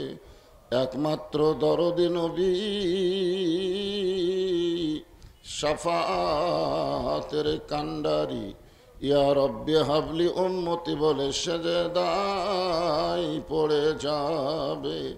সেই কঠিন মুসিবতের সময় আজকের এই মাহফিলকে ওসিলা করে আমাদের সবাইকে রাসূলের উম্মতের কাতারে আল্লাহ কবুল করে নিও। সুবহান রাব্বিকা রব্বিল ইজ্জাতি আম্মা ইয়াসিফুন ওয়া সালামুন আলাল মুরসালিন আলহামদুলিল্লাহি রাব্বিল আলামিন। লা ইলাহা ইল্লাল্লাহ।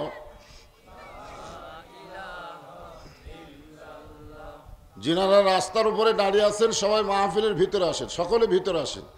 লা ইলাহা ইল্লাল্লাহ, লা ইলাহা।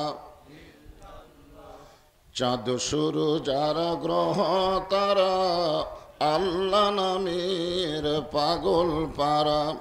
চাঁদ শুরু যারা গ্রহ তারা আল্লাহ নামের পাগল পারা। আমার আল্লাহ নামের এতই দয়া, আল্লাহ নামের এতই মায়া, লুকিয়ে রাখছেন হে আল্লাহ। লা ইলাহা ইল্লাল্লাহ। সামনে ফাঁকা জায়গাটা পুরো করে বসেন, সামনে আসেন। ফাঁকে ফাঁকে থাকেন কেন? সবাই সামনে জমে বসেন, গোটা মাহফিল পরিপূর্ণ হয়ে যাবে। এখন যে অবস্থায় থাকে, আসেন সামনে আসেন, সবাই সামনে এসে জমে জমে বসেন। লা ইলাহা ইল্লাল্লাহ, লা ইলাহা। যার দিলে আছে আমার আল্লাহর ভয়, কার ভয়? যার মনে আছে আল্লাহর ভয়, আল্লাহ আল্লাহ সব সময়। আহার নিদ্রা ভালো লাগে না, এই দুনিয়া ভালো লাগে না, ভালো লাগে শুধু আল্লাহ। লা ইলাহা ইল্লাল্লাহ, লা ইলাহা, লা ইলাহা ইল্লাল্লাহ, লা ইলাহা ইল্লাল্লাহ, লা ইলাহা ইল্লাল্লাহ, লা ইলাহা। লা ইলাহা ইল্লাল্লাহু মুহাম্মাদুর রাসূলুল্লাহ। রাসূলের মহব্বতে সকলেই জবান খুলে বলি সাল্লাল্লাহু আলাইহি ওয়াসাল্লাম। জোড় মল্লিকা নদীর পূর্ব পাড় ঈদগাহ ময়দানে, জোড় মল্লিকা নদীর পূর্ব পাড় কবরস্থান উন্নয়ন কল্পে আজকের এই ইসলামী জলসায় আল্লাহ তাআলা যিনাকে সম্মানিত সভাপতির আসনে কবুল করেছেন, অ্যাডভোকেট মোহাম্মদ নুরুন নবী পাটোয়ারি। আজকের এই মাহফিলের সম্মানিত সভাপতিকে অন্তরের অন্তঃস্থল থেকে আমি শুভেচ্ছা জ্ঞাপন করছি। আজকের এই মাহফিলের সম্মানিত প্রধান অতিথি জনাব আলহাজ অধ্যক্ষ আনোয়ার ইসলাম আনু। আজকের এই মাহফিলের সম্মানিত প্রধান অতিথিকে অন্তরের অন্তঃস্থল থেকে আমি শুভেচ্ছা জ্ঞাপন করছি। আজকের এই মাহফিলের সম্মানিত বিশেষ অতিথিবৃন্দ সকলকেই আন্তরিকভাবে শুভেচ্ছা জ্ঞাপন করছি। আপনারা অনেকে রাস্তার উপরে অযথা দাঁড়িয়ে থাকেন কেন? রাস্তা দিয়ে মেয়ে মানুষ চলাচল করতেছে, যাওয়া আসা করতেছে। সবাই ভিতরে আসেন। শোনেন, সব ব্যাপারে দলাদলি থাকলেও কতগুলো ক্ষেত্রে কোনো দলাদলি করাই যাবে না, যার মধ্যে একটা হলো মসজিদ। আপনারা কোনোদিন দেখছেন যে মসজিদের মধ্যে আওয়ামী লীগ, বিএনপি, জাতীয় পার্টি, জামাত আলাদা দল, আলাদা কাতার দেখছেন কোনোদিন? সব দল মিলে কয় কাতার? দেখা যাচ্ছে দল আইছে 5 দলের লোক, কিন্তু লোক সংখ্যা কম। তখন কি কাতার ভিন্ন ভিন্ন হয় না একই কাতার হয়? দেখবেন সবাই গোড়ালির সঙ্গে গোড়ালি মিল করে, কাদের সঙ্গে কাঁধে মিল করে দাঁড়ায়, আমরা ভাই ভাই। কোরআনের মাহফিল যখন হচ্ছে তখন কোনো দলাদলি চলবে? সবাই মিলেমিশে এখানে আসতে হবে। কার কাছে কে বসবে দিকে খেয়াল নাই। ধনীর কাছে গরিব, গরিবের কাছে ধনী, ফর্সার কাছে কালো, কালোর কাছে ফর্সা। সবাই মিলেমিশে বসা লাগবে। মাঝখানে দেখে ফাঁক করে বইছেন, মানে এদের সাথে আপনাদের শত্রুতা আছে। সবাই একেবারে এই সামনে থেকে পুরা করে চলে যাবেন। যারা পিছনে আসবে পিছনে বসবে, পিছনে এসে সামনে বসবে। কেমন লাগবে? আপনার বলেন, সামনে বসা আর পিছনে বসা কি সমান? সামনে বসলে বক্তা দেখতে ভালো দেখা যায়, আবার কথাও ঠিক মতো বোঝা যায়। সব দিক দিয়ে সামনের কাতারের, সামনের সারির লোকের দাম বেশি। এই জন্য আপনারা যারা আগে এসেছেন খামাখা পিছনে থাকেন, সবাই সামনে এসে বসেন। আজকের এই না আসলে হ্যাঁ, ঠিক আছে ঠিক আছে, বাতাস সব জায়গায় পাবেন ইনশাআল্লাহ। হ্যাঁ, আজকের এই মাহফিলে আমার সামনে যারা বসেছেন, যিনাদেরকে আল্লাহ দয়া করে, রহম করে, মেহেরবানি করে কবুল করেছেন। যখন বললাম কবুল করেছেন, তখন আপনাদের কিছু একটা বলা দরকার ছিল। আপনারা মনে করতেছেন যে আপনারা নিজে এখানে আইছেন? না, আপনারা কখনোই এখানে আসতে পারবেন না যদি আল্লাহ না চায়। কারণ আল্লাহ কোরআন কারিমে ইরশাদ করেন, মা আসাবাকা মিন হাসানাতিন ফামিনাল্লাহ। বান্দা বান্দির দ্বারা যখন কোনো ভালো কাজ হয়, এ কাজ বান্দা বান্দি করে না, বরং আল্লাহ করায়। আপনারা বলেন তো, কোরআনের মাহফিলে বসা ভালো কাজ না খারাপ কাজ? তাহলে এই কাজটা কোরআনের আয়াত অনুযায়ী আপনারা করেননি, বরং আল্লাহ তাআলাই আপনাদেরকে কবুল করেছেন। এই মুহূর্তে আয়াতের শানে আমাদের বিশ্বাস করতে হবে, আমরা যত বড়ই পাপী হই না কেন, এই মুহূর্তে আল্লাহ আমাদের উপরে খুশি আছেন। এই আয়াত অনুযায়ী কি মনে হয়? আমরা যত বড়ই পাপী হই, এই মুহূর্তে আল্লাহ আমাদের উপরে খুশি না থাকলে আমরা এই বেহেশতের টুকরার মধ্যে আসতে পারতাম না। তো যে আল্লাহ দয়া করে, রহম করে আজকের এই জান্নাতের বাগানে আপনাদেরকে কবুল করেছেন, আমি আমার অন্তরের অন্তঃস্থল থেকে আপনাদের সবাইকে শুভেচ্ছা জ্ঞাপন করছি। সম্মানিত মা বোনেরা, পর্দার অন্তরালে বসে বসে যারা আলোচনা শুনতেছেন, তাদেরকেও আমি শ্রদ্ধা জ্ঞাপন করছি। আজকের এই মাহফিলে আল্লাহ তাআলা আমাদেরকে শারীরিক সুস্থতা এবং মানসিক প্রশান্তি, সুবহানাল্লাহ বলেন। গত বছর এই সময় আমাদের অনেকের শরীর কিন্তু সুস্থ ছিল, সুস্থ ছিল, কিন্তু মনের মধ্যে একটা অশান্তি, অস্থিরতা কাজ করত। সবসময় মনের মধ্যে একটা চিন্তা হতো, না জানি কি হয়, না জানি কি হয়। আজরাইল ধরার আগে পুলিশ ধরার ভয়। হাসিনার এই যে লাগাতার 15 বছর আমরা কিন্তু আজরাইল ধরার ভয় করিনি। সবসময় চিন্তা করছি মনে হয় আজকে পুলিশ ধরবে, এরকম একটা অস্থিরতা ছিল না। কিন্তু 5ই আগস্টের পরে এই অস্থিরতাকে আল্লাহ দূর করে শারীরিক সুস্থতা এবং মানসিক প্রশান্তি দান করেছেন। আমরা সে আল্লাহর উপরে খুশি না বেজার? তাহলে জবান করে সমস্বরে সকলে বলবো, রব্বানা লাকাল হামদ হামদান কাসীরান তাইয়িবান মুবারাকান ফীহি। আমরা প্রশংসা করলাম কার? কেন করলাম? এই কারণেই আমরা বেশি বেশি আল্লাহর প্রশংসা করব। আল্লাহ আমাদেরকে দুনিয়াতে আসার সঙ্গে সঙ্গে সাধারণ কোনো ঘরে না, আল্লাহর পছন্দনীয় মুসলমানের ঘরে আল্লাহ আমাদেরকে কবুল করেছেন। কোরআনে আল্লাহ বলেছেন, অমাইয়াবতাগি গয়রাল ইসলামা দীনান ফালাই ইকবালা মিনহু। এ আয়াতের বাংলা অর্থ হলো, ইসলাম ছাড়া অন্য কোনো ধর্ম কেউ যদি গ্রহণ করে, আল্লাহ বলেছেন কখনোই তা কবুল করা হবে না। আল্লাহর কাছে একমাত্র কবুলযোগ্য ধর্মের নাম কি? আর সেই ধর্মে আল্লাহ আমাদেরকে জন্মগতভাবে কবুল করছেন। এখানেই বিশ্বাস করা লাগবে, রুহের জগতে, রুহের জগৎ, এই দুনিয়াতে আসার আগে আর একটা জগতে আমরা ছিলাম, মনে নাই, কিন্তু ছিলাম, এটা তো ঠিক। সে জগতের নাম কি? রুহের জগৎ, আলমে আরওয়াহ। এই রুহের জগতে আল্লাহ আমাদের রুহগুলোকে এত পছন্দ করেছেন যে দুনিয়ার জগতে মুসলমানের ঘরে আল্লাহ আমাদের কবুল করেছেন। আল্লাহ কোরআনে বলেছেন, লা তামুতুন্না ইল্লা ওয়া আনতুম মুসলিমুন, তোমরা মুসলমান না হয়ে কেউ মরিও না। আপনার বলেন তো, অন্য ধর্মে এরকম কবরস্থান আছে? এরকম আছে? নাই। ওরা আলাদাভাবে শ্মশান আছে, কিন্তু গোরস্থান নাই। কবরস্থান, গোরস্থান এগুলোর অর্থ আর শ্মশানের অর্থ কিন্তু এক না। তো যাই হোক, এই যে আল্লাহ আমাদেরকে দুনিয়াতে মুসলমানের ঘরে মুসলমান হিসেবে কবুল করছেন বিধায় মৃত্যুর সময় আমরা মুসলমান হয়ে মরতে পারবো ইনশাআল্লাহ। সবাই বলেন ইনশাআল্লাহ। যদি আল্লাহ আমাদেরকে হিন্দুর ঘরে পাঠাতো, তাহলে কি মুসলমান হয়ে মরতে পারতাম? কখনোই সম্ভব না। হিন্দু ধর্মের 2-1 মুসলমান হচ্ছে অবশ্য, সেটা পাইকারি হারে না, ইল্লা হতে পারে, না হওয়ারই সম্ভাবনা বেশি। যার প্রমাণ হলো নবীর চাচা আবু তালেব, যিনি আল্লাহর নবীকে লালন পালন করেছেন, অথচ মৃত্যুর সময় সে বেঈমান হয়ে মারা গেছেন।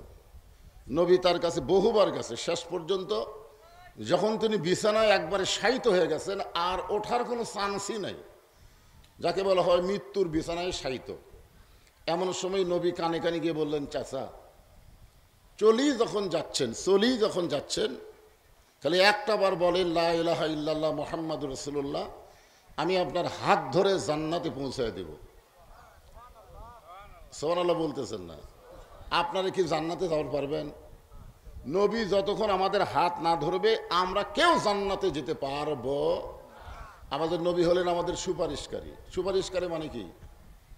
আছেন আমার মুক্তার, আছেন আমার বারিস্টার, শেষ বিচারের হাইকোর্টেতে তিনি আমায় করবেন পার, আমি পাপী রাসূল জাবিন্দার। আল্লাহ যখন হাকিম হয়ে আমাদেরকে আসামি বানায় বিচার শুরু করবেন, ওই সময় আমাদের নবী উকিল হয়ে, বারিস্টার হয়ে আমাদেরকে সুপারিশ করে জান্নাতে পৌঁছায় দিবেন।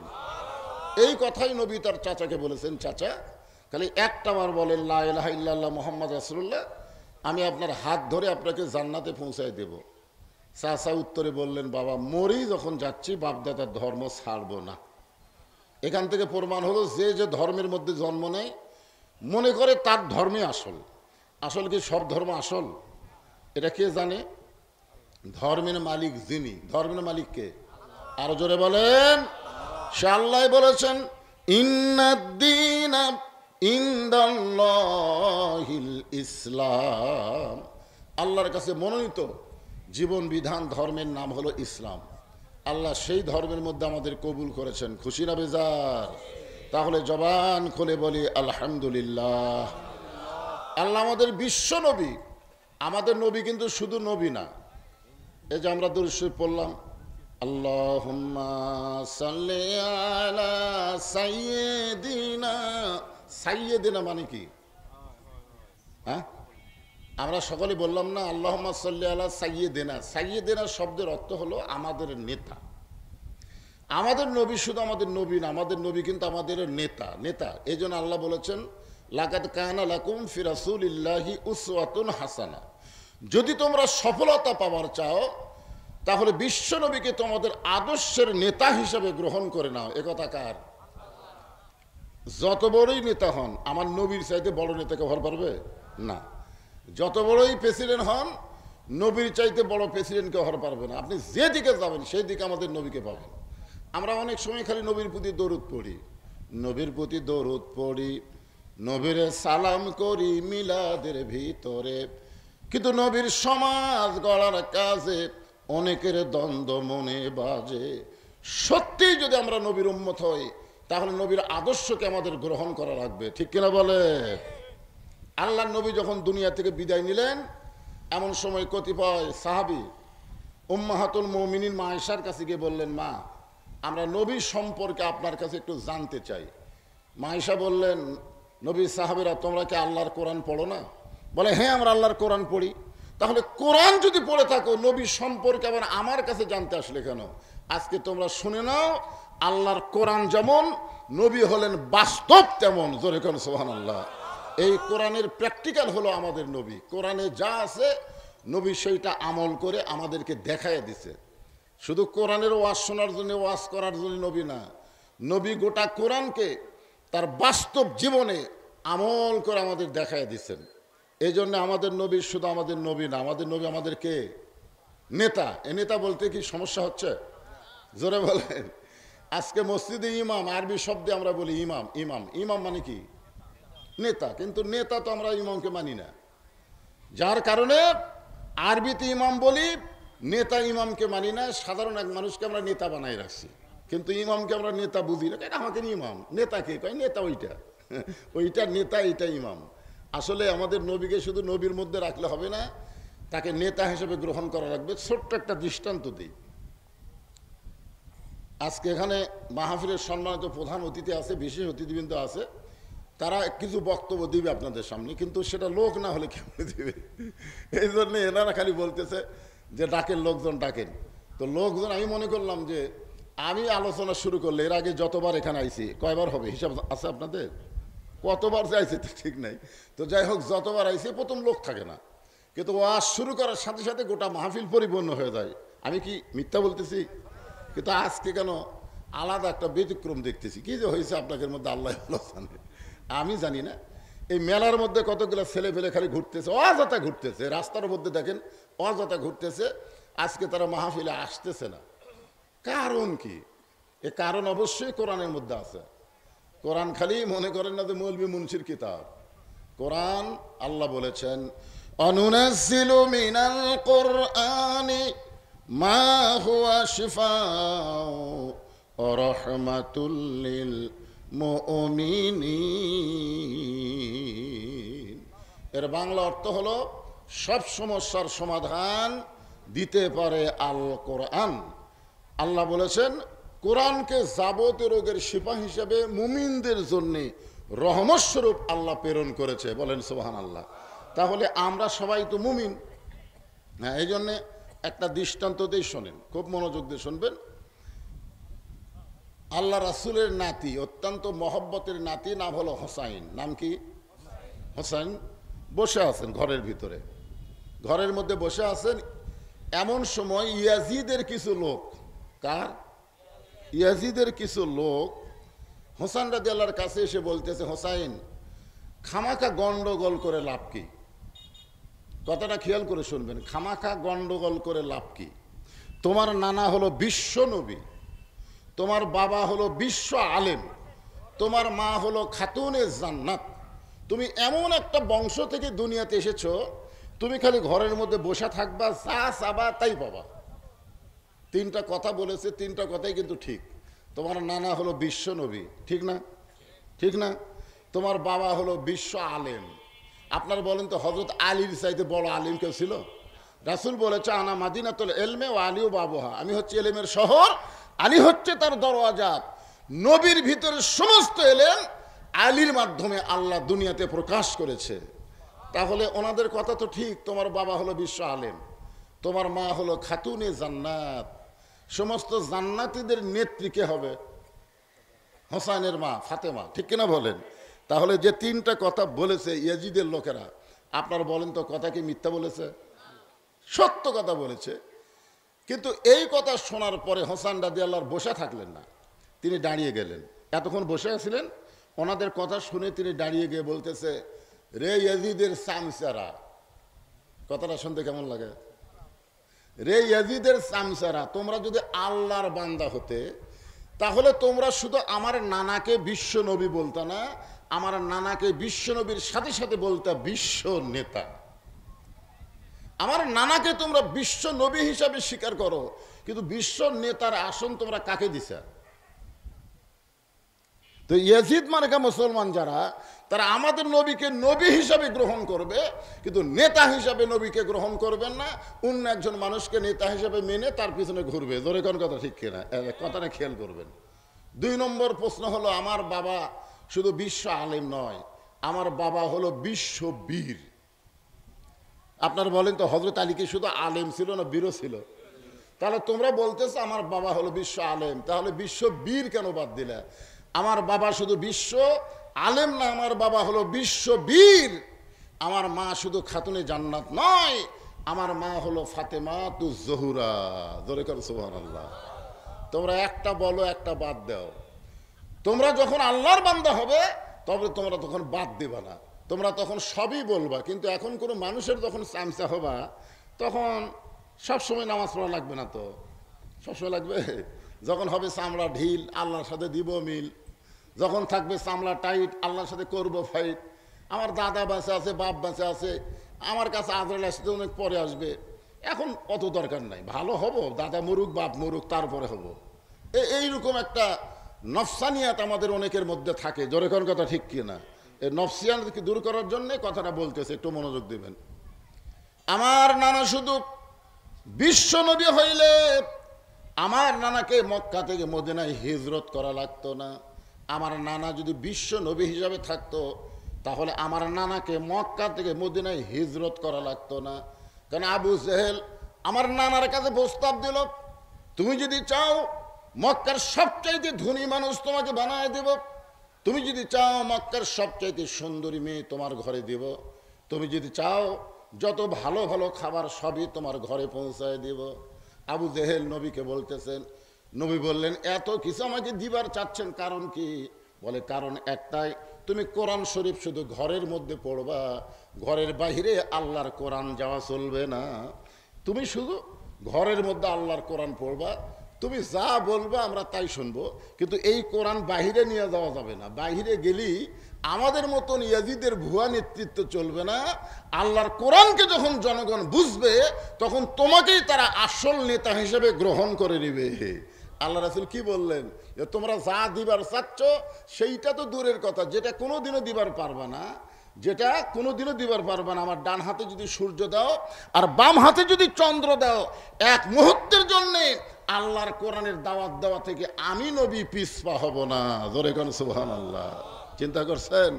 এই জন্য তো আমরা বলি আল কোরআনের আলো সব জায়গায় জ্বালো, সমস্ত জায়গায় আল্লাহর কোরআনের আলো জ্বালানোর দরকার আছে না নাই? জোরে করে আছে না নাই? হ্যাঁ, আমরা মনে করি কোরআন শুধু মৌলবি মুন্সির কিতাব না, সমস্ত মুসলমানের জন্য আল্লাহ কোরআন দিয়েছেন, সবাইকেই কোরআন পড়তে হবে। আল্লাহ রাসূল বলেছেন, খায়রুকুম মান তাআল্লামাল কোরআন ওয়া আল্লামা। ওই ব্যক্তির চাইতে সম্মানী জ্ঞানী ব্যক্তি কেউ নাই যে আল্লাহর কোরআন শিখে এবং অপরকে কোরআনের শিক্ষা দেওয়ার ব্যবস্থা করে। এরা হলো সবচাইতে জ্ঞানী, গুণী এবং সম্মানী। এখন খেয়াল করেন, আল্লাহ নবী কেন হিজরত করলেন? কি কারণে হিজরত করলেন? একটাই মাত্র কারণ, মক্কার লোকেরা আল্লাহ নবীকে কোরআনের দাওয়াত ঠিক মতো দিবার দেয় না। মনে করেন একটা দৃষ্টান্ত দেয়, সেটা হলো নবুয়তের 10ম বৎসর, নবুয়তের 10ম বৎসরে আল্লাহ নবী 5 ওয়াক্ত নামাজ পাইলেন। কয় ওয়াক্ত? 5 ওয়াক্ত নামাজ। এরা কিন্তু মক্কাতে নবী পাশে। নবুয়তের যখন 10ম বৎসর, 10ম বৎসরে আল্লাহ নবীকে 5 ওয়াক্ত নামাজ দিল। কিন্তু কোরআন শরীফে যত জায়গায় নামাজের কথা আছে, এই কোরআনে প্রত্যেকটা জায়গায় আল্লাহ বলেছেন আকিমুস সালাত, নামাজ কায়েম করো। নামাজ কি করো? কায়েম করো। তো নবী তো 3 বছর হয়ে গেল, মানে মক্কায় 10ম বৎসরে পাশে, তারপরও 3 বছর নবী মক্কায় থাকছে। তো নবী বলতেছে আল্লাহ আপনি যখনই নামাজের কথা বলছেন তখনই বলেছেন নামাজকে কায়েম করো, কিন্তু মক্কায় তো নামাজ কায়েম করা যাচ্ছে না। মক্কায় আমরা চুপি চাপি নামাজ পড়তেছি, কিন্তু আজান দিয়া জামাতবদ্ধভাবে নামাজ পড়ার পরিবেশ তো মক্কাত নাই, তাহলে নামাজ কায়েম করব কোন জায়গায়? তখন আল্লাহ বলেন হাবিব, মক্কায় যে পরিবেশ চলতেছে এই পরিবেশে নামাজ কায়েম করা যাবে না। কারণ নামাজ কায়েম করতে গেলে আল্লাযীনা ইম্মাক্কান্নাহুম ফিল আরদ আকামুস সালাত, আল্লাহ কোরআনে বলেছেন নামাজ যদি আমরা কায়েম করতে চাই তাহলে একজন ইমাম আর একজন নেতা হলে চলবে না, যিনি ইমাম হবেন তিনাকেই নেতা হওয়া লাগবে, তাহলে নামাজ কায়েম হবে, যেটা মক্কায় সম্ভব না। মক্কায় আবু জেহেল হচ্ছে নেতা আর আপনি হচ্ছেন ইমাম। এই জন্যে নামাজ কায়েম করবার গেলে জায়গা পাল্টান লাগবে। ধরে কারণ কি পাল্টান লাগবে? জায়গা পাল্টান লাগবে। যেই দিন আল্লাহ নবীকে আল্লাহ তাআলা হিজরতের হুকুম দিলেন, ওই দিন রাতে মক্কার 37 জন নেতা আল্লাহ নবীর বাড়ির চারিধার ঘেরাও করে রাখলো। আল্লাহ দিলেন নবীকে হিজরত করার হুকুম, আর ওরা নবীর বাড়ির চারিধার ঘেরাও করছে। দেখেন একই সাথে কয় কাম? 2 কাম। মক্কার বড় বড় নেতারা লাঠি সোটা তরবারি নিয়ে নবীর বাড়ির চারিধারে ঘেরাও করে দাঁড়িয়ে আছে,